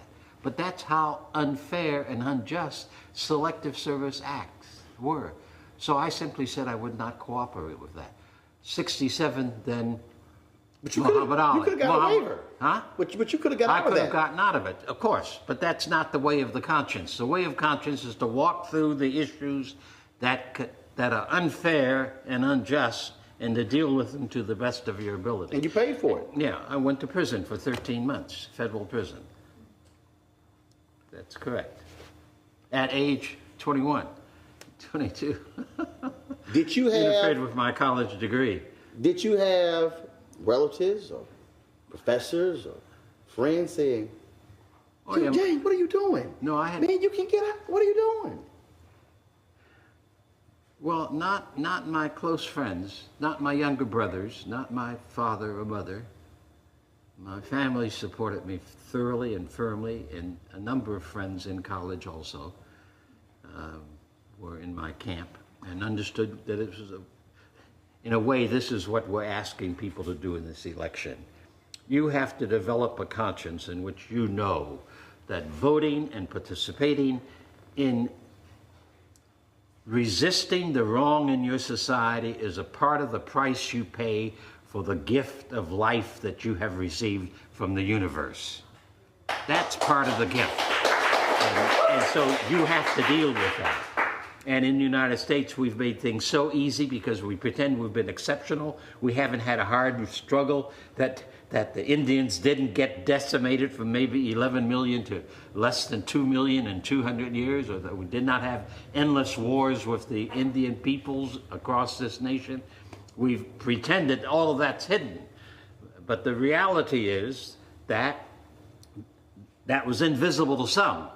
And white political philosophers, and I also think white media people, white professors, leave that history out of the public mix so that many ordinary citizens do not know the price that has been paid by other people for them having the opportunities and access that we do have today. That's part of the reality of conventional thinking. Earlier this year, we were in Memphis for MLK 50. That's right. Mm-hmm. And it is still amazing and just stunning and powerful when you see that just basic sign, I am a man. Exactly. Where did that come from? Where? Because most people see it, but that had to come from somewhere. Yes, that's right. It comes from black song in the centuries of slavery, especially that huge body of literature, which is called the Negro spiritual or black song. When you go through some of that music, and I remember, for an example, as a child singing "Go Down Moses, Let My People Go." Well, that's a liberation song. That's a resistance song. It comes out of the Hebrew Bible. That song and many other songs like that in that black song literature said over and over again, and oftentimes in masked language. You are not a slave, you are somebody. You are a child of the universe, you are a child of God. You are loved, you are created in love. Your task is not to allow this slavery to capture your soul or diminish your humanity, but to grow into the full bloom of that humanity. So I am a man, you are somebody, we are the people of God is a part of the kind of mantras from the past. And I use that very frequently in all of our struggles across the southeastern part of the country, in Nashville, in Jackson, Mississippi, in the sanitation strike in Danville, Virginia, all around. That was a common message from Dr. King, from Ralph Abernathy, from Matthew McCullough, from Kelly Miller Smith, from a whole range of preachers who were actively engaged in that big movement to desegregate public life in the United States. You mentioned sanitation workers. When I interviewed labor organizers who were working with those sanitation workers, we were having this conversation, and I said, folks, I said, you know, whenever we talk about Memphis, Dr. King being in Memphis, for me, the problem is that we forget why he was there. It was those men who said, we demand respect. Yes. Mm-hmm. And I talked to some of those men, I talked to their children, and the two workers who died. Yes. I talked to one of the sons, and I asked him, I said, what do you want people to know about your father? Because frankly, most people don't even know those two names. That's and right. He said, I want them to know that my dad just wanted to feed his family. Yes, that's right. They were hardworking people who thought that their responsibility with their family and for their family, with their wives and all, demanded that they stand up and seek change in that year of 1968. That's correct. Any number of them were baptized people of the churches where they heard some of these messages there. They had a deep nobility about themselves that made it possible for them to take on the economic system in the Memphis Mid-South area. And they decided that mm-hmm. before anyone else in the community did, you see. Mm-hmm. While I knew of the struggle going on and knew T.O. Jones, the chief organizer, and told him I'd be supportive in any way I could, nevertheless, they themselves made the decision that the strike was the only way they could create the power to change what they called the plantation. And that distinction is important because, again, what often happens when history is rewritten, it becomes, oh, no, this was a leader and that was a leader. And so, for instance, I mean, they tasked you with making the call to Dr. King to come to Memphis. Right. Mm-hmm. But it was the men who said, we are doing this. Yeah, that's right. And I've been asked about, well, how does it feel that you invited Martin King? Well, Martin King and I were associates from 1955 on. And I went where he asked me to come all the time. That was a part of our work. He was a member of the movement. He was the symbol, in my judgment, of that movement. Mm-hmm. And he personified it because of the Montgomery bus boycott. So the phone calls I made, but the phone calls were made as a part of the strategies of the sanitation strike, as the mass meetings were a part of that strategy, as the daily picket marches that we did in downtown, as was the economic boycott, as the recruitment of young people to participate in afternoon marches. So all of that represents a part of the massive number of pieces of a movement. And then, of course, most of all, the people, the 1,300 workers, and the tens of thousands of us who supported them. So the issue for me is not conventional leadership, because it takes all of that for a movement that become a campaign that can forge the philosophy and the power that can push the envelope of injustice in the direction of justice. It cannot be done without the great numbers of people. And what you just described is, again, in Barbara Ransby's book on Ella Baker, where she and MLK differed. She argued that MLK believed that it was pulpit to pew. Baker said, no, it's pew to pulpit. She said, when you move the people and organize the people, she said, leadership will naturally follow. I thought that was an interesting, how that was framed in that particular book. But I want to say, white academy never understood the movement. And the tendency in the academy has been, and I teach still at UCLA, the academy's notion has always been to lift the differences. But the reality is that any kind of movement has the most vigorous kind of conversation and debate, oftentimes with even a lot of anger and fear in the midst of it.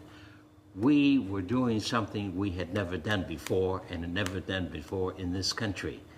We were publicly, through direct action, challenging the hostility and the segregation signs, laws, and customs and attitudes. That had never been done before.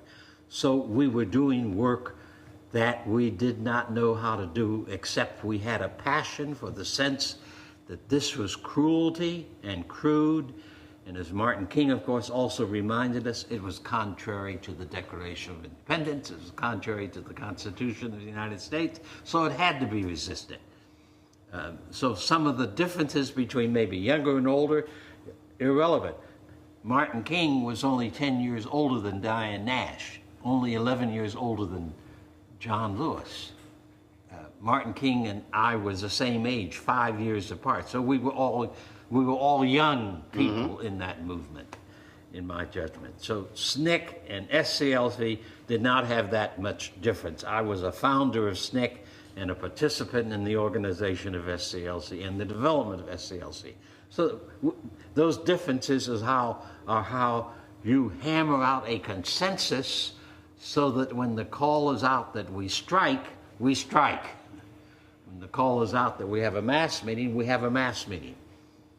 A movement takes a great deal of consensus, and you cannot reach consensus without oftentimes a long, hard process of conversation, debate, argument, bouncing human experience against human experience until we come up at the right place. I was at Mason Temple on April 3rd, where they had April 3rd, 2018. Yeah, I was at 2018. Yes, right. You were there April 3rd, 1968. That's right. I was there, yeah. And for the folks who just don't know, I mean, I'm doing this purposely because and the reason I'm doing this is because you were there. And I need people to understand that how they heard these things and what's been framed, it has been retold by people who weren't there. That night, I think when we last talked, you said that either did you drive Dr. King to the church or made the call to say, Doc, you need to get over here because they're not trying to hear Ralph Abernathy. Well, they want to hear you. We had been visiting in the motel room from around 5 o'clock on. I had agreed that I would take Martin King and Ralph Abernathy to the mass meeting at 7 o'clock. So I got there early enough so we could visit about everything that needed to be talked about. April the 3rd, by that time, it was a very stormy night. And my colleague, Martin King, was of the mind that no one would show up. And he's always fairly tired. His energy and passion for the work is what very often gave him the drive that he had. So he begged off going, and the three of us finally agreed that Ralph Abernathy and I would drive on to the Mason Temple. that if we felt that King needed to come, we would call back, which is what happened. There were several thousand people there. Well, one of the interesting things about Memphis is that it was the first major campaign we had anywhere in the South where we had an auditorium that we could use that could seat 8,000 people. Sometimes, as in Birmingham and Nashville, we would have 4 or 5 meetings in 4 or 5 different churches, and some of us would make each church and maybe finish up at 1 o'clock in the morning. King did this all the time in our meetings. So here, the Church of God in Christ had this sizable temple that seated 8,000 people, and people standing would fill it to somewhere between 10,000, 12,000 people. So he expected it to be empty with all that rain, whereas we were in the midst of really a very remarkable struggle that had massive support from black people and a few people, white people of goodwill. And so we were there in large numbers. When Ralph and I got there, the church was already filling up, the temple was already filling up. And so as soon as we called King, he came on over there, because he was one of the reasons people were there, to hear him and to be with him. It drives me crazy when I only hear people play the last 2.5 minutes of that sermon. Of that speech, yeah. And I tell people, I say, yo, that's a 43-minute and 16-second amazing sermon, speech, lesson, lecture. Yeah, absolutely, sure. When you were sitting there, did you understand how major this was, just listening to it? Because obviously, we've gone our own history, but sitting there, were you going, this is an amazing speech, sermon? Yeah.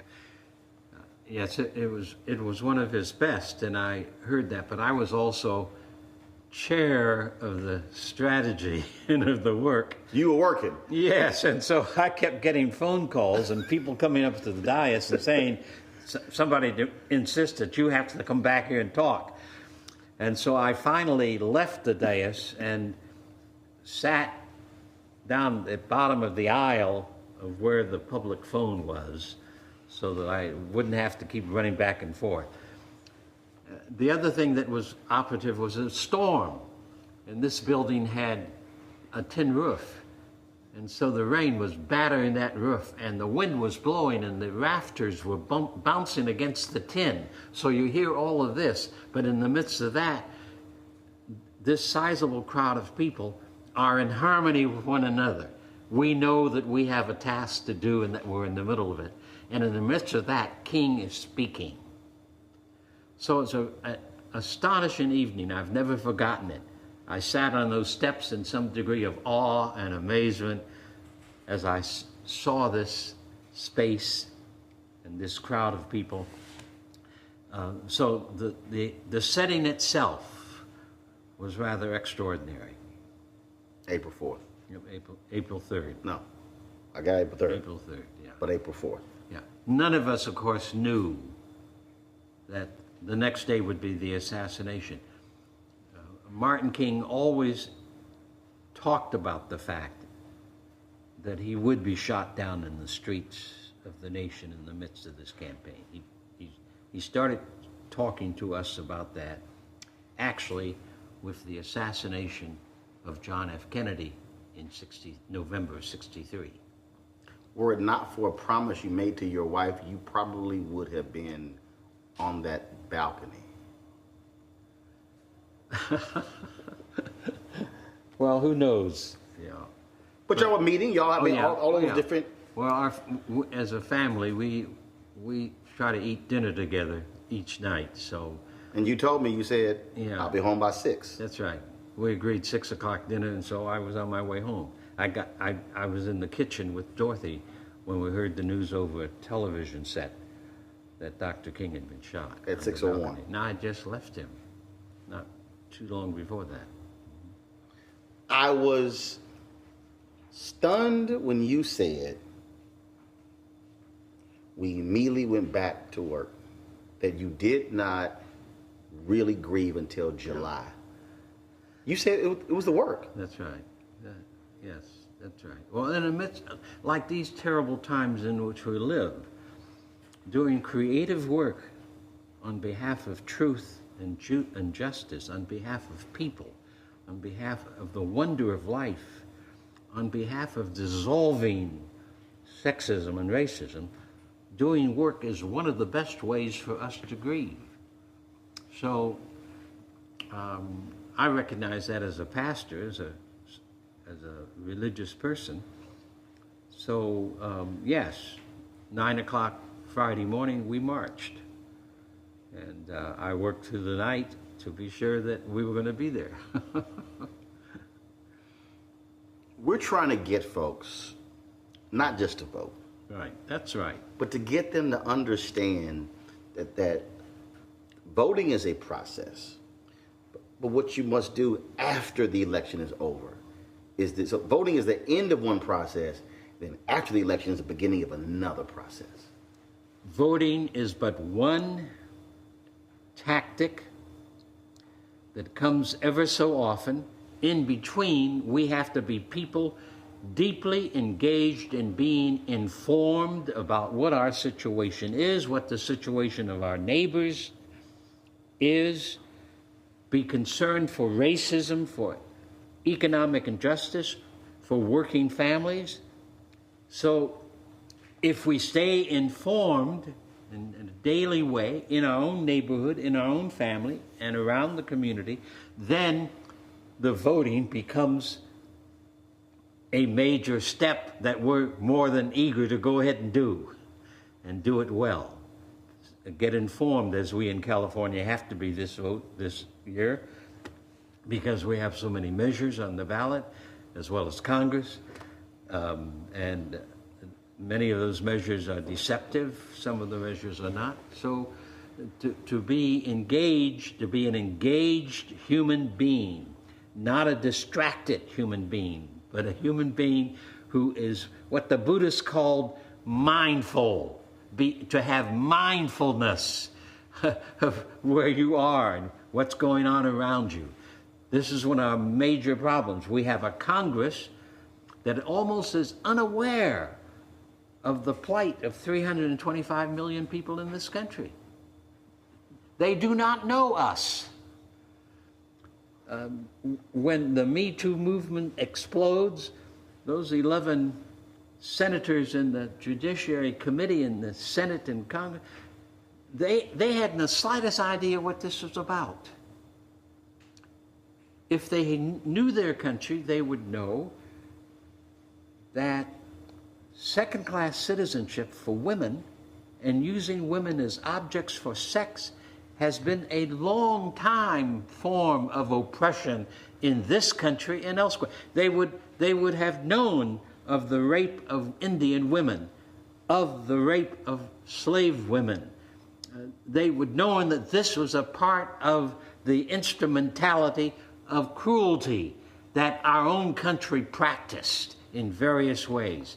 So they would know that they would have known behind the scenes, the Dr. Ford's story is but one story of millions and millions of people all across our country. When you saw the folks, the women who were on Capitol Hill, and when you saw the folks who were banging on the door of the Supreme Court, and then Mitch McConnell says, "Oh, these angry mobs and these paid protesters, and they wanted to harm us, and this is uncivil." How would you respond to Mitch McConnell? Well, Mitch McConnell is one of the most crude, cruel men we have ever had a political figure in this nation, and as a majority leader. That's number one. Number two is that what the media calls the protests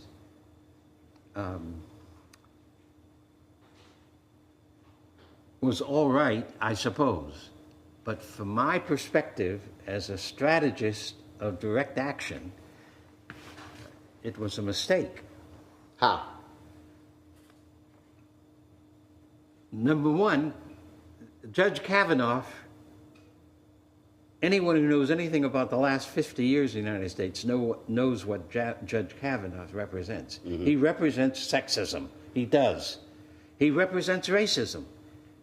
The Federalist Society is a society that grew up out of the desegregation movement of the 60s and 70s and out of the Supreme Court saying that the Constitution includes everybody.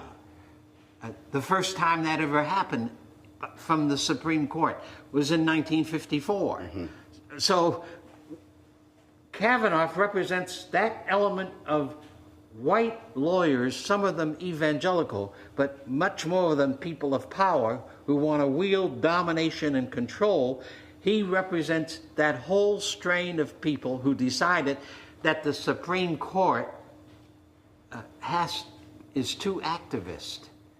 It has to go back and interpret the Constitution as in 1896 or as in 1849. It has to continue to be a Supreme Court that sees the Constitution but doesn't see all the people in the country. That's what he represents, and that's what other people on that Supreme Court today represent. That's a part of the movement of the so-called conservatism, which is not conservatism in the classical sense at all, but is a group that wants to preserve American society as a male-dominated, largely white male chauvinistic society with economic injustice extending to millions and millions of people.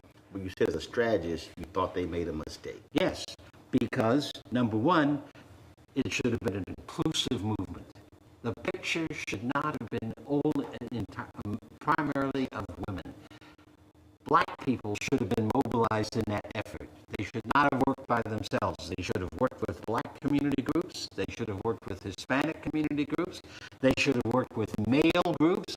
They should have worked with GLBT groups. So there was a diverse, multi-ethnic,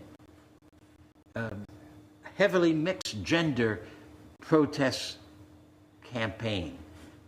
And because that is the way that campaigns in the 21st century must be. They must represent all the voices in this country who are seeking equality and liberty for all. You are not afraid to challenge folks who lead organizations or movements or whatever. When I asked you about Black Lives Matter, you said, again, as a strategist, you have some serious concerns. Yes, because all through the 20th century, all kinds of people around the world took on major tasks of doing justice in which they used the philosophy and theory and the tactics of nonviolence. Gandhi of India is the person who in 1906, as he fought against the Boer Empire and the British Empire in South Africa, tried to begin to pull this together and began to use the term nonviolence, soul force, began to use the term love force. He's the one who defined nonviolence as the use of the power of love and compassion in practical ways so that it demonstrates power to move power away from its crude elements, and to move power towards community, to move power towards the use of feeding the hungry, of dissolving racism and segregation and the like. So Gandhi can be called the father of nonviolence. He in his autobiography, Gandhi insists that he's worked on this for some 50 years. He collected strikes. He participated in strikes. He participated in synod campaigns. He participated in campaigns to help sharecroppers in India. He fought the racism of the British Empire in South Africa and elsewhere. So activists who do not know that literature, are not paying attention to it, therefore do not have the arsenal of behavior that can move power. Sit-in campaign, Nashville, Tennessee, 1959-60. It was a group of community people who decided, and this was unheard of in the United States, we are going to desegregate downtown Nashville. That had not even been talked about. It came about because we had for 6 months weekly Saturday morning meetings where 30 to 60 of us met at Saturday morning, and we thrashed out what is the situation we're facing? What are these issues we look at? The first 3 months, we did nothing but a laundry list of the plight of the Negro in Nashville, Tennessee. So you didn't plan a march? You didn't plan a rally? We didn't plan anything. Then the next 3 months, April, May, June, we thrashed out the laundry list and said, where do we begin to demonstrate that Montgomery bus boycott was not an accident, it's an agency of history, and it can be repeated. And the unanimous decision out of those meetings was, we will desegregate downtown Nashville.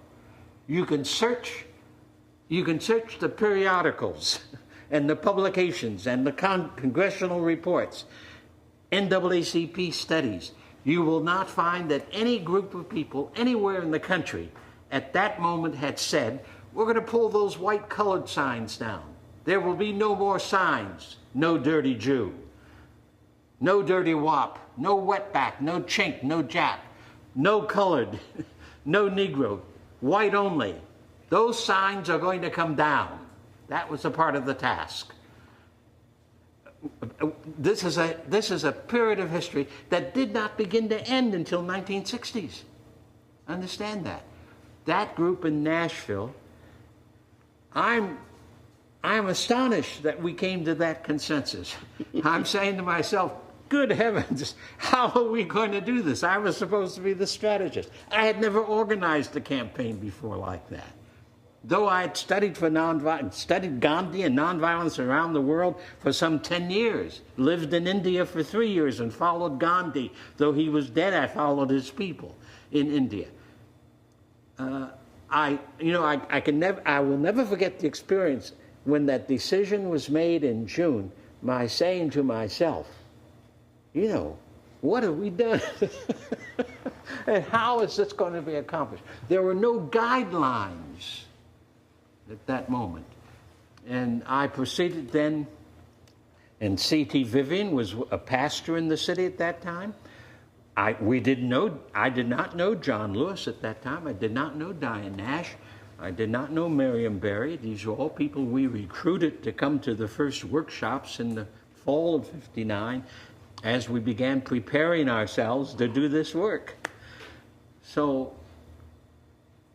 that threw into the United States a local community that offered a methodology that had been well researched and that we knew could effectively mobilize the forces that would say those signs are immoral, they're bad, and then would have the power to force the political system, the newspaper system, the business system to say they must come down.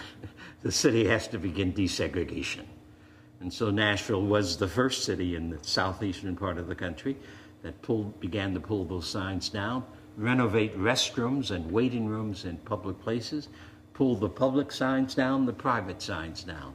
And of course then the 1964 Civil Rights Bill, which the Kennedy administration, the Johnson administration, with a lot of Republicans and Democrats supporting it, then outlawed a private or public institution having such signs anywhere around the premises, or being able to say certain people of the USA can't come in here to have a hot dog or a Coke. So now it became law in '64. But it is Nashville that moved the people in such a fashion that We represented a power that could not be smothered and a power that could not be denied its right to demand that a little bit of justice begin. So what do you tell somebody today? What do you tell that young person who's watching, that person who was in the 20s or 30s, who says, okay, Reverend Lawson, that's great, I hear you, but everything you're talking about, that can't be used today. That won't work today. This is a whole different world. Everything that you've done, I appreciate it, but it can't work in the 21st century. First of all, such a young person represents the United States of America and its conventional culture. That's what I've heard all my life, in the 40s, in the 50s, in the 60s, in the 70s, and today. But they better begin to recognize that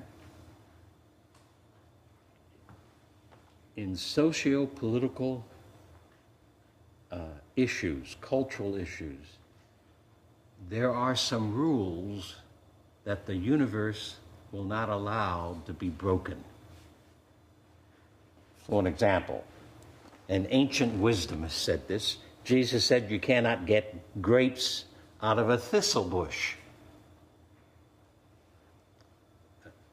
Jesus of Nazareth, without all the Christian dogma that gets in the way of the teacher and what the person did in his own time, you can't get grapes out of a thistle bush. You cannot get figs out of a thorn bush.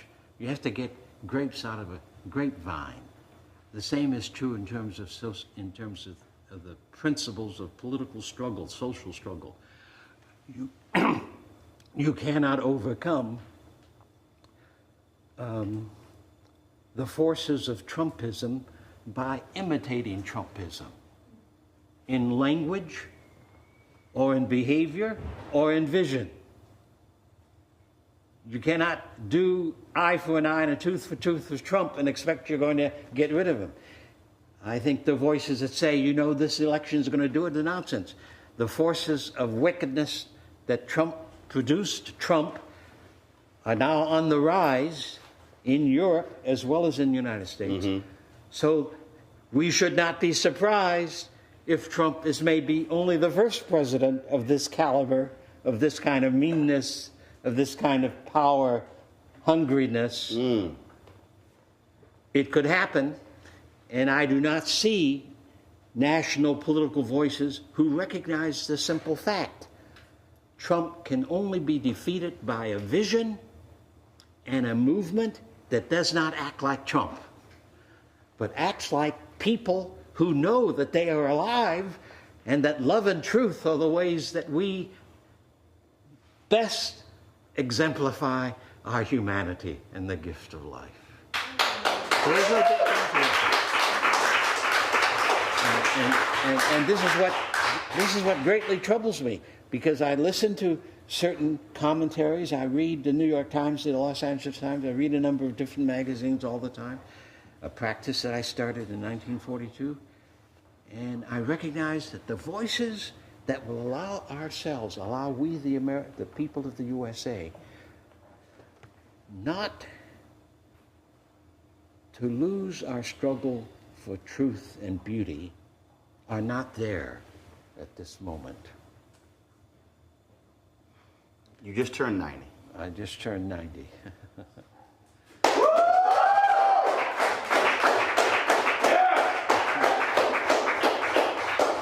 You spent nearly all your life in that pursuit of equality and freedom. Yes, that's yeah. Mm-hmm. Someone might say, if you couldn't achieve this thing in 90 years, I just don't see it happening. Yeah. Do you believe that it will happen for those who have been disenfranchised, who have been oppressed by white male supremacy in the United States? Can we actually achieve that? My great-great-grandparents, we have learned, were slaves. My great-grandfather, as a very young man, with a small young son, escaped slavery going up through the Underground Railroad, through Philadelphia, up into the Guelph area of Ontario, where my dad was born. Now, all kinds of people then said that slavery is not supposed to be what's going on. We will have to destroy it. So my great-grandfather was one of the people, as a very young man, who therefore said, I'm not going to live here under slavery any longer. So we don't have slavery now. Now, I have to admit that there's some forms of slavery in other names in the United States. The people who work 60 and 80 hours a day and then have a hard time keeping food on their table or shelter over their head or caring for their children and transportation is of course, another form of slavery, though it's not called that. The point I'm making is that we're at this mark in our history because the changes to become a nation under God, where in fact justice and access for every baby is birthed, is underway. And Jeff Sessions, the Attorney General, represents the old order who would like to turn the clock back, but the clock is not going to be turned back. There may be great agony along the way between now and then, but the American people already have indicated that they don't want to go back to segregation. That especially young people today, and if we could get young people to follow the example of Gandhi or Rosa Parks and to strategize their behavior.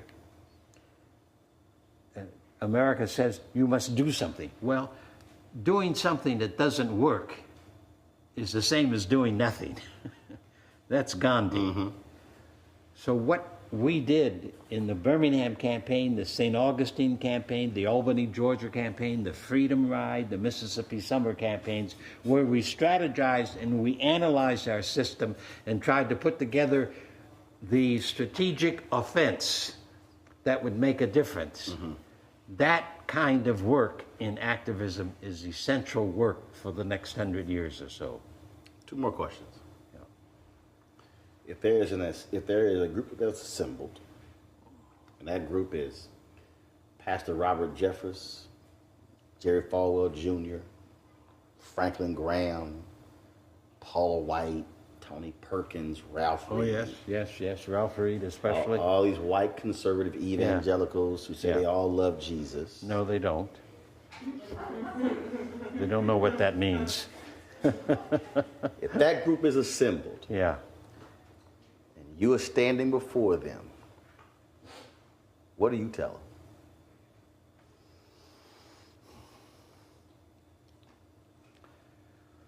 Well, my own idea is that it would be better for me to show them than to tell them. Show them what? In the 50s, Jerry Falwell, that you mentioned, Pat Robinson, Perkins, Jim Dobson, those are all people of my generation. They were all thoroughgoing, in public ways and in private ways, racist, who said segregation forever, who said Jim Crow laws are the way that we have to live. Jerry Falwell preached this on his old-fashioned revival hour broadcast on Sunday night. That was a national broadcast. Our movement out of the 50s, 55, 59, 60, made them change their story, made them stop preaching and teaching racism. We did it not by talking to them, but through the sit-in campaign, the bus campaign. Bus campaigns around the Southeast, including Lynchburg, Virginia, in which the signs came down. So that stopped them. Now, one of my friends who was a gay man from way, way back, and the theologian and evangelical, Mel White, started in that same period to tell these people that they had to stop preaching racism. They started preaching then against gay and lesbian people. Now you can see that in their broadcasts, in their sermons, in their books. So they were people who did not have the self-esteem that came up out of their very souls, out of their beings, out of their bones. They had the self-esteem that said, I'm superior than you are. I'm a man, and therefore, woman, you're submissive. So they have to have a religious teaching that gave them superiority over some other people. Right. So that's where the whole push against gay people and lesbian people began to pick up on the radio and in television broadcast shows. That in itself reveals how weak their religion was. Their religion was not rooted in Jesus or Moses at all, but rooted in USA culture of male chauvinism and domination of some group of people over other people. So we showed them in the movement that they had to stop. And while this hasn't yet happened in terms of gay lesbian issues, and that's a much smaller issue in terms of the numbers of people who are involved, and it's a more diverse, complicated issue because it means that we human beings have to realign our understanding of human sexuality, which many of us are not willing to do. It means, in the Christian world, it means stop saying that sexuality represents how original sin is passed from parents to babies. That's stupidity that came out of the 4th century. So a whole society has to change its understanding and see human sexuality as a good gift of creation, a good gift of life that can be appropriated for the advancement of life and for the achieving human potential. So it's more complicated in that sense. But the point I want to make is that two things. One, yes, every form of discrimination against people, whether it's for complexion or creed or politics or whatever, it doesn't matter. Every form of injustice that deprives people and babies of access must be abolished. That's the task. So it's much greater than even our work in the United States. And the second thing then that I want to emphasize is that these enemies of human life, in many ways, they cannot be talked to very well. They have to be shown by a struggle that allows them to recognize that they're up against a soul force that they cannot smother, that they cannot stop, and that ultimately will demand that the systems of domination will change. And a part of that is what's going on today, to the great dismay of too many people. So the King movement of 1955 is the first time in a very violent civilization, Western civilization, any sizable group of people started to work to change by insisting we can use nonviolence power to create the change. Gandhi said that nonviolent power, the power of life, is the greatest and most creative power of the universe.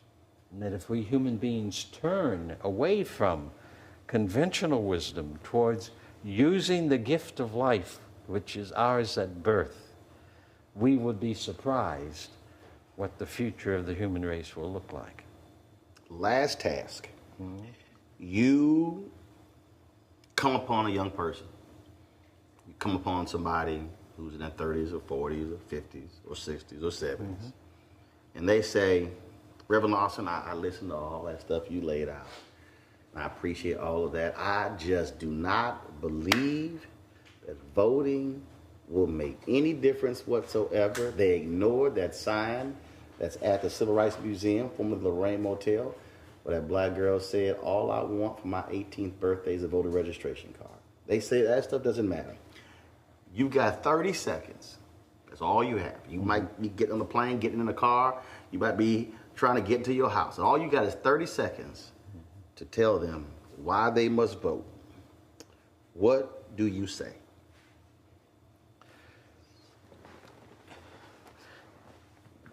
All right, I'm not sure I can handle that issue, but... A little hard for a preacher to have 30 seconds, huh?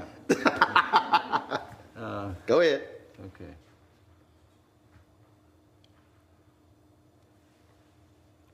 You cannot fulfill your life if you're not willing to engage in the tactics and strategies that makes your own life grow and helps you to build the community in which you want to live. Voting is a singular method for a people locally and regionally to govern themselves. 28 seconds. Okay. Reverend Lawson, I appreciate it. Okay.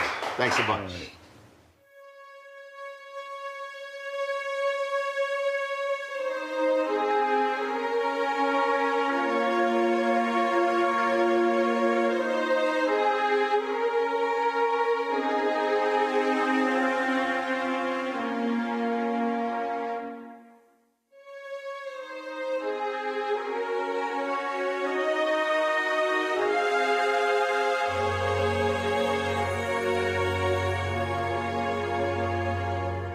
This evening?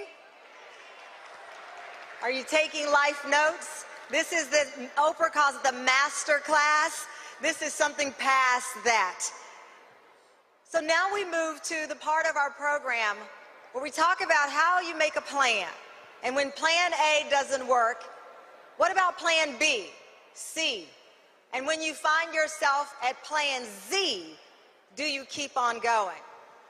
The architect of the nonviolent resistance, the man who wrote the blueprint for the plan, and the giant who executed it beautifully. Our next panel. We often hear people don't need an introduction. Well, this is gospel. Neither of these civil rights icons needs me to say anything more than their name. Can I please get you on your feet to welcome to the stage the great Congressman, John Lewis.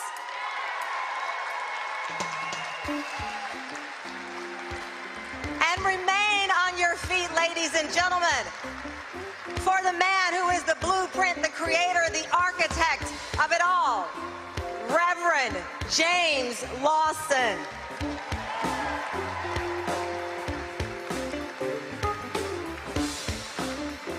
Please stay on your feet and give these men the honor they so gratefully have earned from all of us here.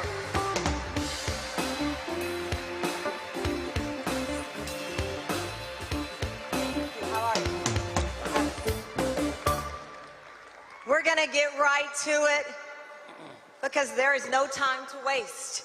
If you've watched the news, if you've read a paper, you know the time is now. Congressman, let's talk about where we are.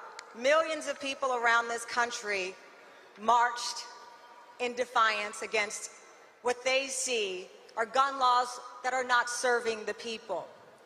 Where are we today as it relates to the ability to sustain a movement, to keep it going 50 years after Dr. King's assassination?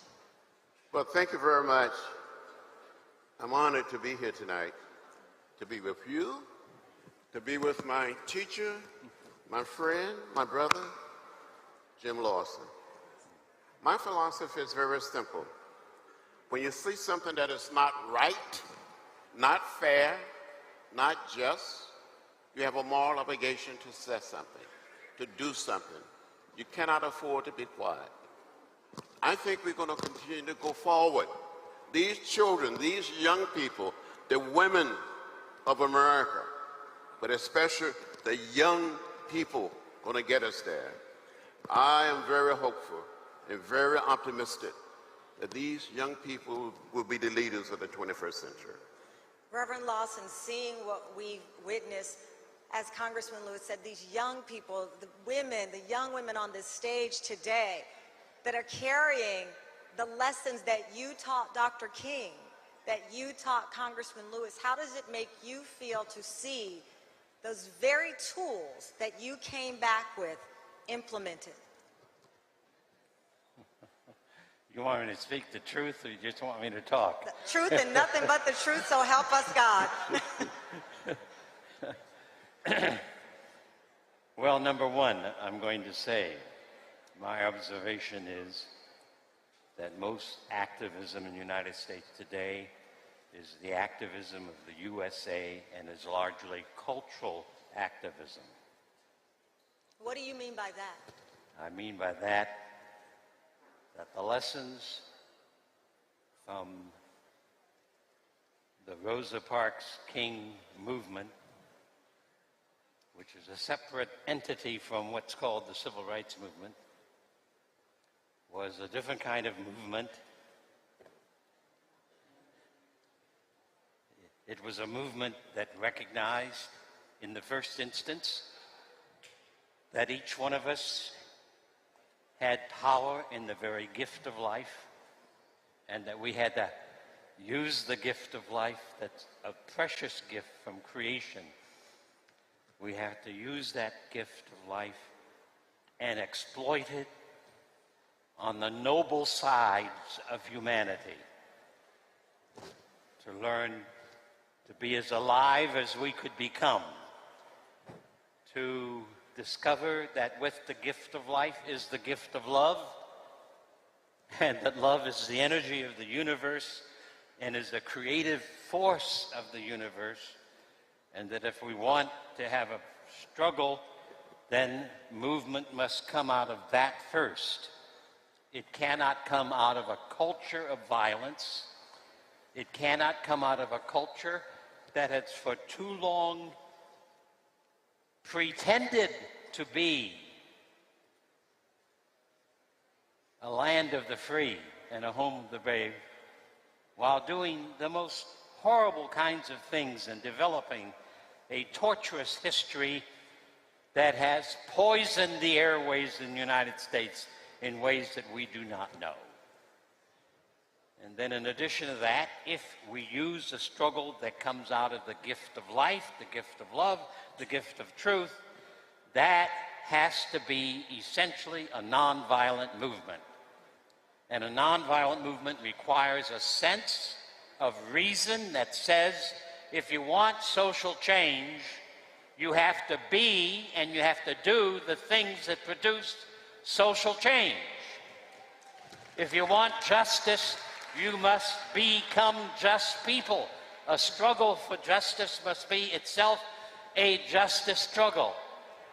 If you want freedom and access, then your movement must not reflect the enemies of human life, but must reflect equality and liberty and the dignity of all life. Yes.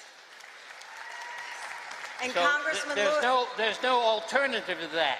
You cannot overcome wrong with doing wrong. You cannot overcome evil with evil.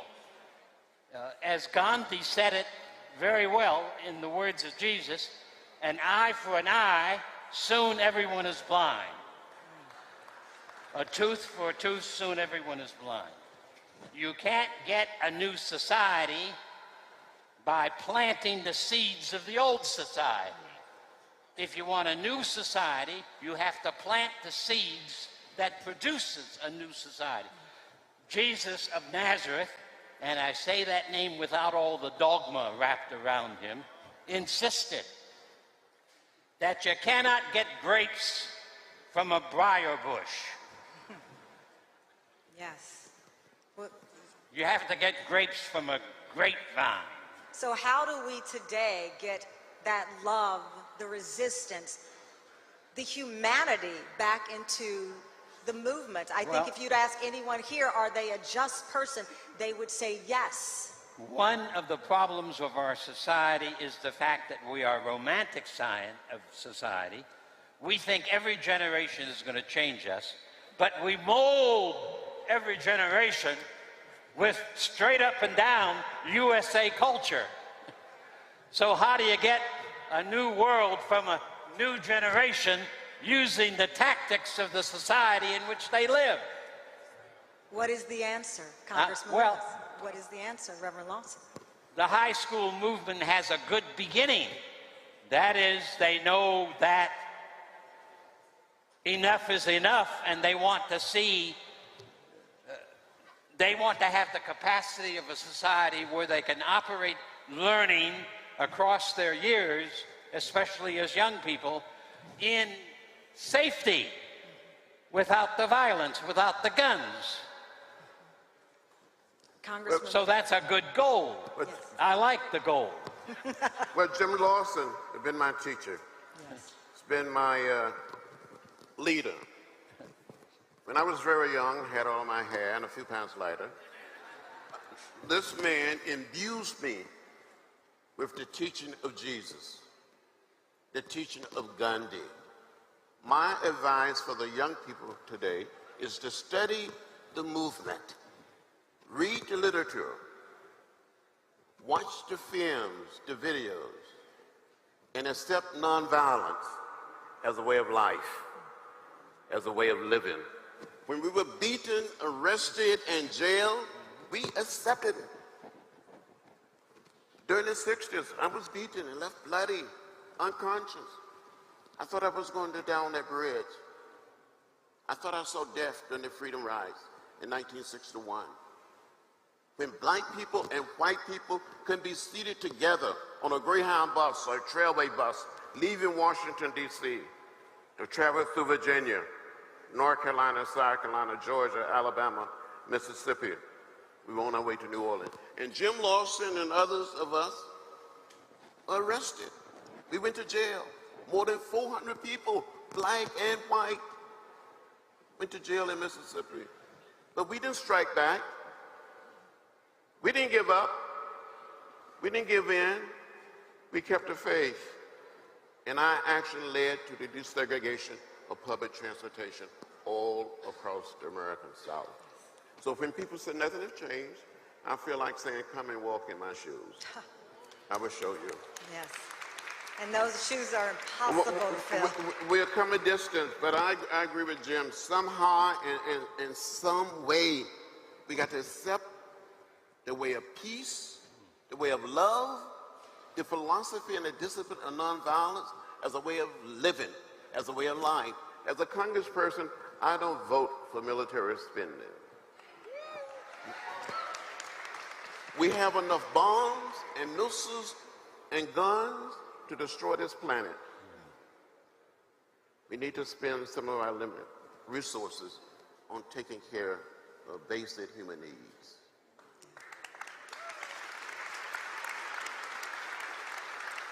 When you hear from the young people who are on this stage, when you hear them, and I watch them come up to both of you asking to sit down and just provide them some advice. The blueprint hasn't changed. What worked 50 years ago can work today, but they feel under siege. You heard them say, you go on social media, they're attacked with words, not with sticks as you were, but still with a hostility that's defeating. How do they keep going? And how do they keep from feeling ignored when the cameras show up for predominantly white protests and their voices are deemed riots when they protest? I've had an opportunity to meet with many of these young people, to march with them.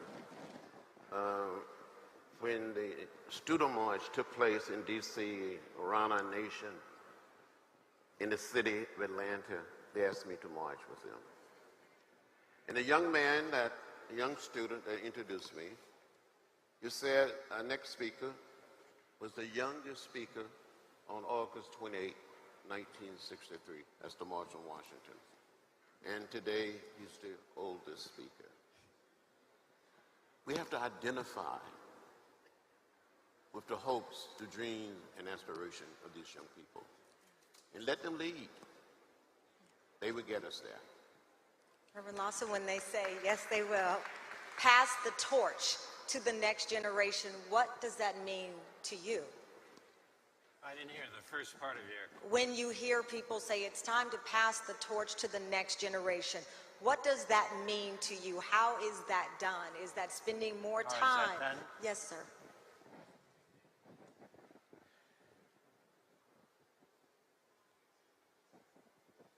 Well, one of the ways it's done is by young people putting themselves in a position where they can hear and feel and study and debate over some of these struggles.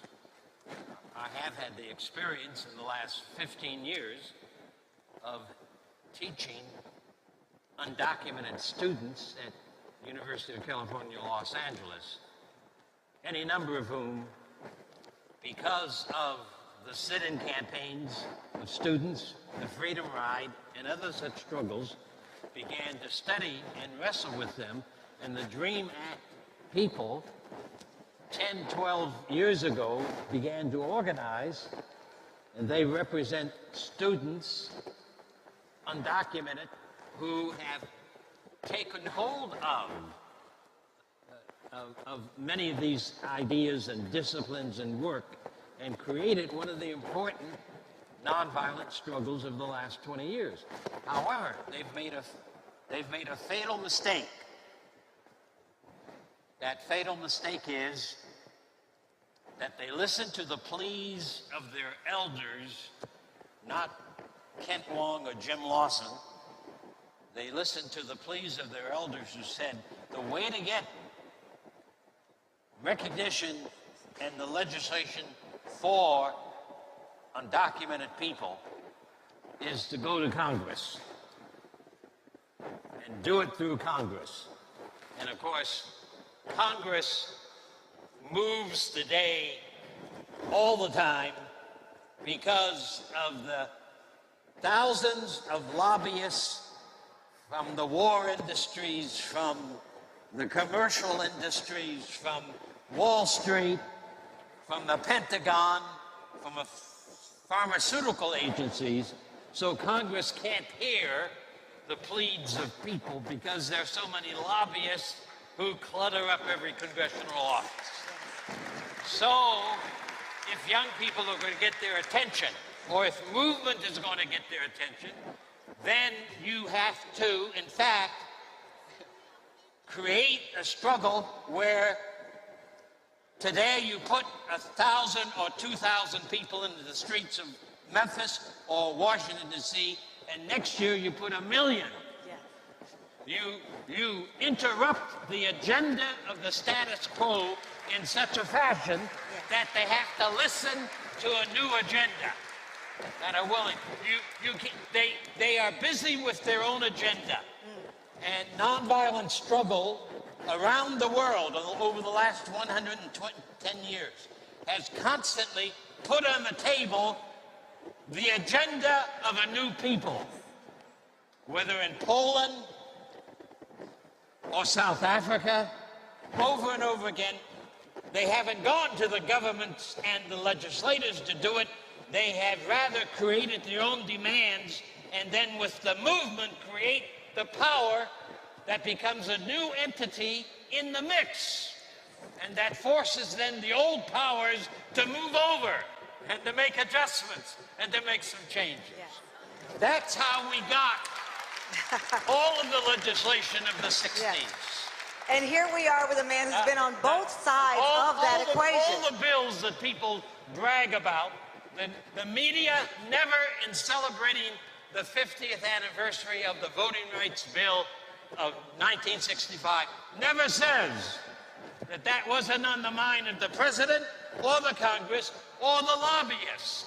But because of the Selma Montgomery March, because of the Freedom Summer, because of the Birmingham campaign, because of the Albany, Georgia movement, because of the Senate Freedom Ride and the Senate campaign, there was an awakening so that that bill could be passed. Yes. And Congressman Lewis, you've been on both sides now. You've been the young person. That isn't rocket science, but it is social science that Gandhi said is the only way to bring about social change of any kind of power or effectiveness. That's what King represents. And Jim, some of the presidents that we had saw that. Lyndon Johnson said, absolutely. Lyndon Johnson said, if you want a voting rights act, make me do it. Yes. And we made him do it. John Kennedy was asked by various people and organizations, including the Civil Rights Movement and the Parks King Movement, for a civil rights bill that was inclusive. He said it couldn't be done. But because of the Birmingham campaign and the Washington March, he changed his mind in less than four weeks. He changed his mind in less than 6 weeks and said and introduced a civil rights bill that is called the Civil Rights Bill of 1964. He said he was going to do it after he was reelected.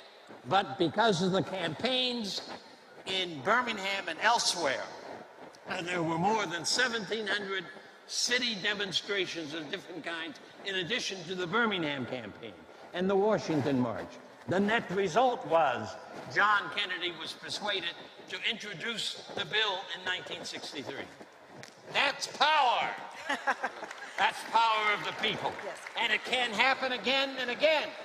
And of course, Congress and the lobbyists and Bank America all try to persuade us to be conventional with the system that is. But the system that is fundamentally rotten. And a rotten system has to have some people who have the courage to say so and to organize to change the rot to ripeness and maturity of spirituality and character that will allow the newness to emerge. I mean, that's the reality. In addition, Cameron, we have to use the power of the vote. I've said on many occasions that the vote is the most powerful nonviolent instrument or tool we have in a democratic society, and we have to use it. And too many of us fail to use it. Now, you may recall, and Jim will recall, that the Democratic members of the House of Representatives wanted the Speaker of the House to bring forth a comprehensive bill to deal with gun violence, and he refused to do it. So we had a sit-in.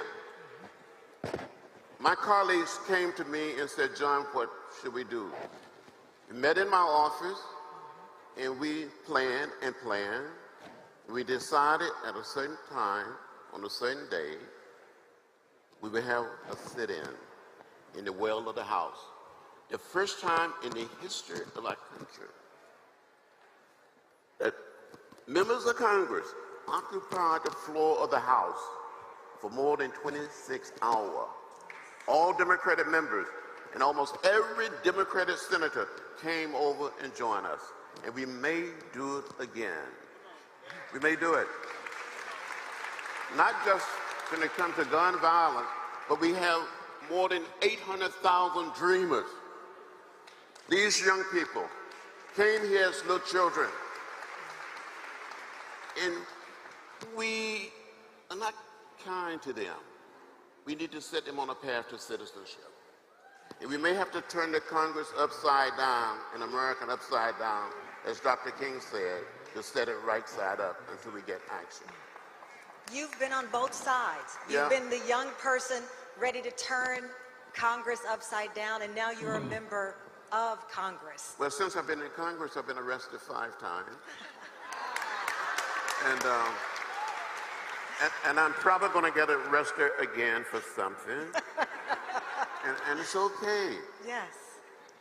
And you go and you try to do everything in an orderly, peaceful, nonviolent fashion, but you have an obligation to disturb the order of things. Do you see the frustration in the young people who are trying to figure it out, who know right from wrong, who know the injustices, whether it's the disproportionate number of black men who are incarcerated, the economic disparities, the game feeling like it is still heavily weighed against you, but not knowing, maybe it's through us not spreading the history in a way that connects, I don't know, that they can sustain the movement through the very plan that was put in place when you were a boy, getting advice from Reverend Lawson? Well, when I was much younger, Jim was working with an organization called the Fellowship Reconciliation. Yeah. And he had a little comic book. The what? You had a comic book. Yeah. That's yes. Martin Luther King. Montgomery bus boycott. Yes. And the Montgomery story. That's right. And we read that little book. That's right. We digested. That's right. It taught us everything. Diane Nash would tell you, it prepared us, and we were ready. We were ready. We had been imbued. We were ready to march into hell's fire. And that was one of the few pieces of material that we had relevant to the times in which we live, a comic book story of the Montgomery bus boycott. And I used it all over the South. I passed it out in my travels to my work in 58, 59, 60. And it told the story very effectively. And it told the story as an example of what nonviolent struggle can do. I want John and Tamarin to just inject something. That is to say that at this moment, we, the people of the United States, are headed towards re-electing Donald Trump because in 2020, the reason is that we are playing his game. And you know, that's where I think sports is such a great model for struggle, because no basketball team in the recent March Madness went onto the floor planning to play the opponent's game. The teams that came out on top and won the most victories during that whole month of March were the teams that went in on the floor geared to make the opponent play their game. You have to have respect for our opponents. And one of the ways you respect your opponent is that you know that the opponent plays his game better than you can play his game. And if you want to lose, you always play the opponent's game. If we, the people of USA, manage to elect a new president in 2020, it will be the accident of history and not the way in which we behaved in the last 4 years or today in 2018. We better find a different way of opposing all that Trumpism represents. What do you see as the way? What is the game we should be playing?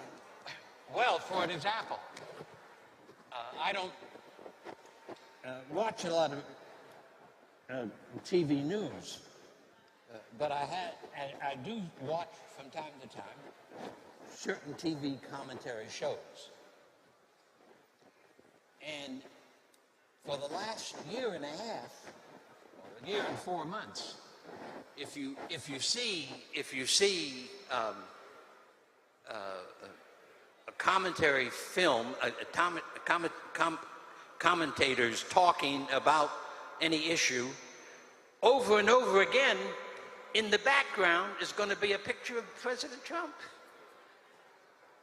Almost all the time. The one I watch the most is MSNBC. I also watch occasionally CNN. Sometimes I switch back and forth when I'm going to do it.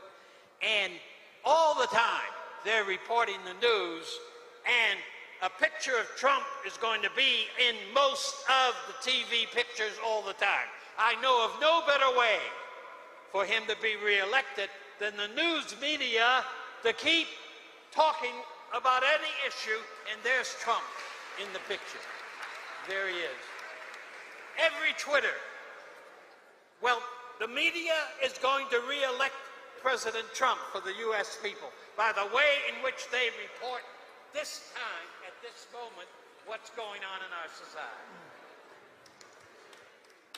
You mark my word.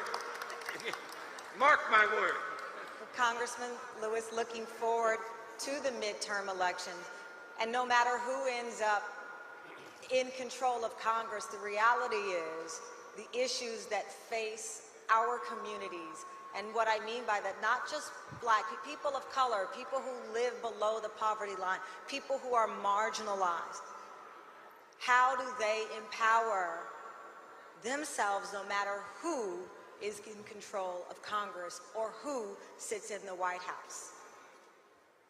We have power, and we need to use the power. We need to use it. So many of our people of color, African American, Latinos, Asian American, Native American, hundreds and thousands and millions of white. We have power, but we don't use it. And with social media today, we should be able to do more than we are doing. We hadn't heard of the internet. Facebook. What is that? And we had more than probably 500,000 people, maybe at the March on Washington in 1963. I think it was an undercount. It said 250,000.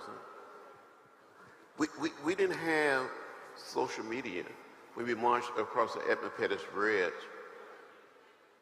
on Bloody Sunday. Well, we changed America. People couldn't stand to see people being beaten down. They couldn't stand to see people be trampled by horses, tear gas and bullwhips. So they changed. We have to create another powerful period of nonviolent direct action. And we can do it. I'm convinced we can do it. Put hundreds and thousands and millions of people in the streets. Why do we have all these members in Congress today deciding they're not going to run? The handwriting is on the wall. We're going to take the House of Representatives back, and if we work, we're going to take the Senate back. I'm going to work my butt off to see that it happens. And Reverend Lawson, I'll give you the last word on this, as we may see a change in the makeup of Congress. Ultimately, what you started out the beginning of your message was humanity, finding that voice within all of us that can reach in a nonviolent way to affect change. You said to me, do you want me to tell you the truth? So I'll ask you today, do you believe that we are on the verge with the young people, with where we are we on the verge of recreating what you created 50 years ago? No. Say it directly. We, the people of the USA, really do not have a political party.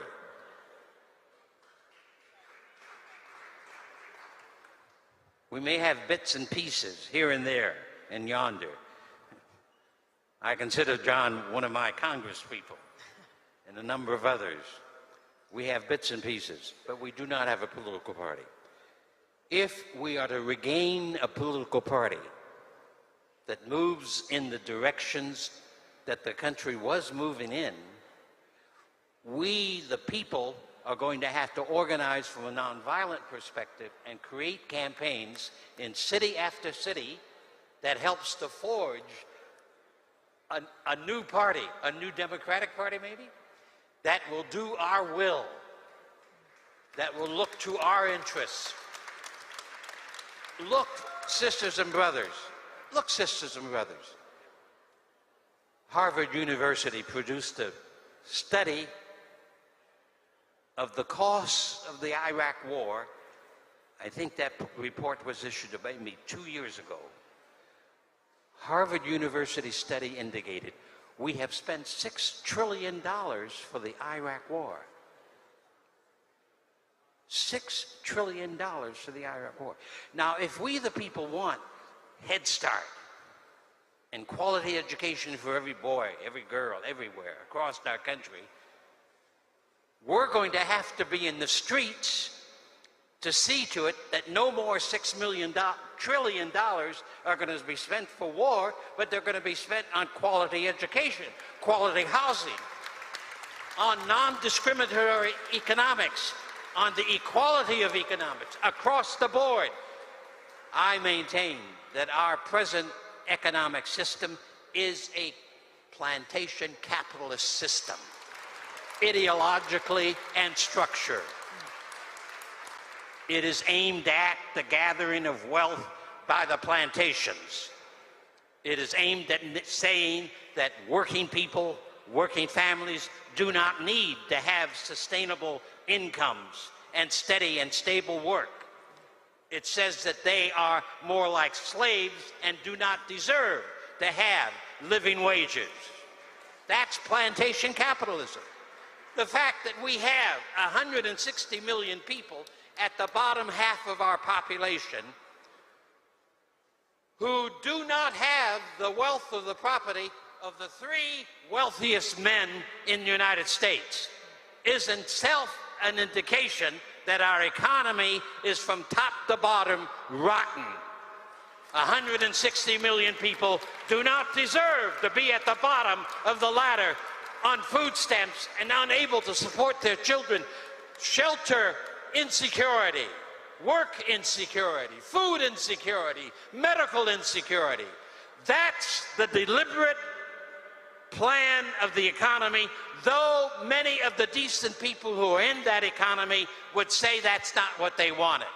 But good intentions without good methods will lead to hell, not to heaven. You asked for the truth, we got the truth. There you have it. Good intentions is the road to hell, rather than the road. There you have it, Congressman. Good intentions have to have good ideology, good structures, good movements, good attitudes across the board. If they don't have them, we can't do it. Before we turn it over to April for the next panel, I will ask Congressman Lewis to end it on this, which is where we started. Where do we go from here? Well, I deeply believe and I feel that we can humanize America and create an America that is at peace with itself, where no one is left out or left behind because of their race or because of their color. But what we need in America is what I called back in the 60s a nonviolent revolution. A revolution of values, a revolution of ideas. I've said to people all the time that you must never get lost in a sea of despair. You have to continue to believe that we can do it, we can overcome. It may take a few days, maybe a few years, but we will get there, and I believe that.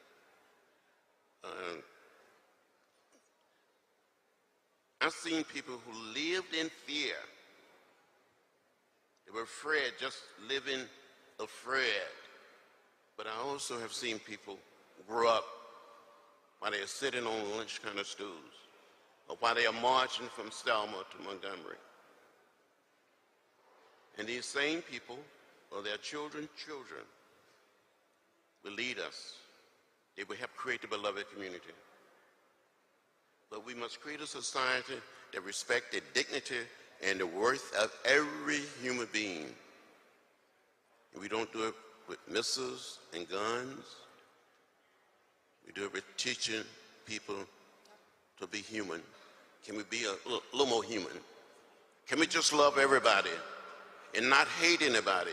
As Dr. King said, hate is too heavy a burden to bear. The way of love is much better for all of us. Thank you. Let's again thank these great men for their wisdom then, their wisdom now, and their words that will live forever.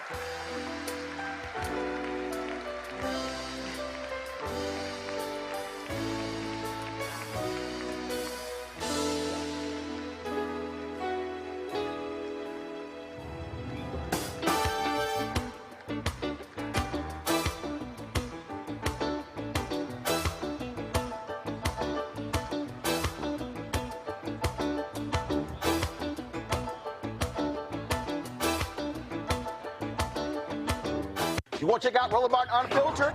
YouTube.com/Roland S. Martin. And subscribe to our YouTube channel. There's only one daily digital show out here that keeps it black and keep it real. It's Roland Martin Unfiltered. See that name right there? Roland Martin Unfiltered. Like, share, and subscribe to our YouTube channel. That's YouTube.com/Roland S. Martin. And don't forget to turn on your notifications so when we go live, you'll know it. You want to support Roland Martin Unfiltered? Be sure to join our Bring the Funk fan club. Every dollar that you give to us supports our daily digital show. There's only one daily digital show out here that keeps it black and keep it real. It's Roland Martin Unfiltered. Support the Roland Martin Unfiltered daily digital show by going to RolandMartinUnfiltered.com. Our goal is to get 20,000 of our fans contributing $50 each for the whole year. You can make this possible. RolandMartinUnfiltered.com. Hey everybody, this is Sherry Shepherd. You're watching Roland Martin Unfiltered, and while he's doing Unfiltered, I'm practicing the wobble. So I am. Because Roland Martin's one, he will do it backwards, he will do it on the side. He messes everybody up when he gets into the wobble, because he doesn't know how to do it, so he does it backwards. And it just messes me up every single time. So I'm working on it. I got it. You got Roland Martin. Hi, my name is LaToya Luckett, and you're watching Roland Martin Unfiltered. What's going on, everybody? It's your boy Mac Wiles, and you are watching Roland Martin Unfiltered. What's up, y'all? It's Ryan Destiny, and you're watching Roland Martin Unfiltered. What up, Lana Well, and you are watching Roland Martin Unfiltered.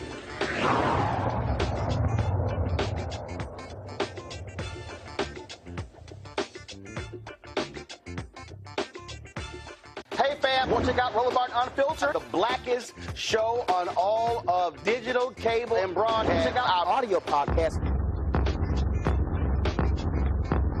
There's only one daily digital show out here that keeps it black and keep it real. It's Roland Martin Unfiltered. Press play.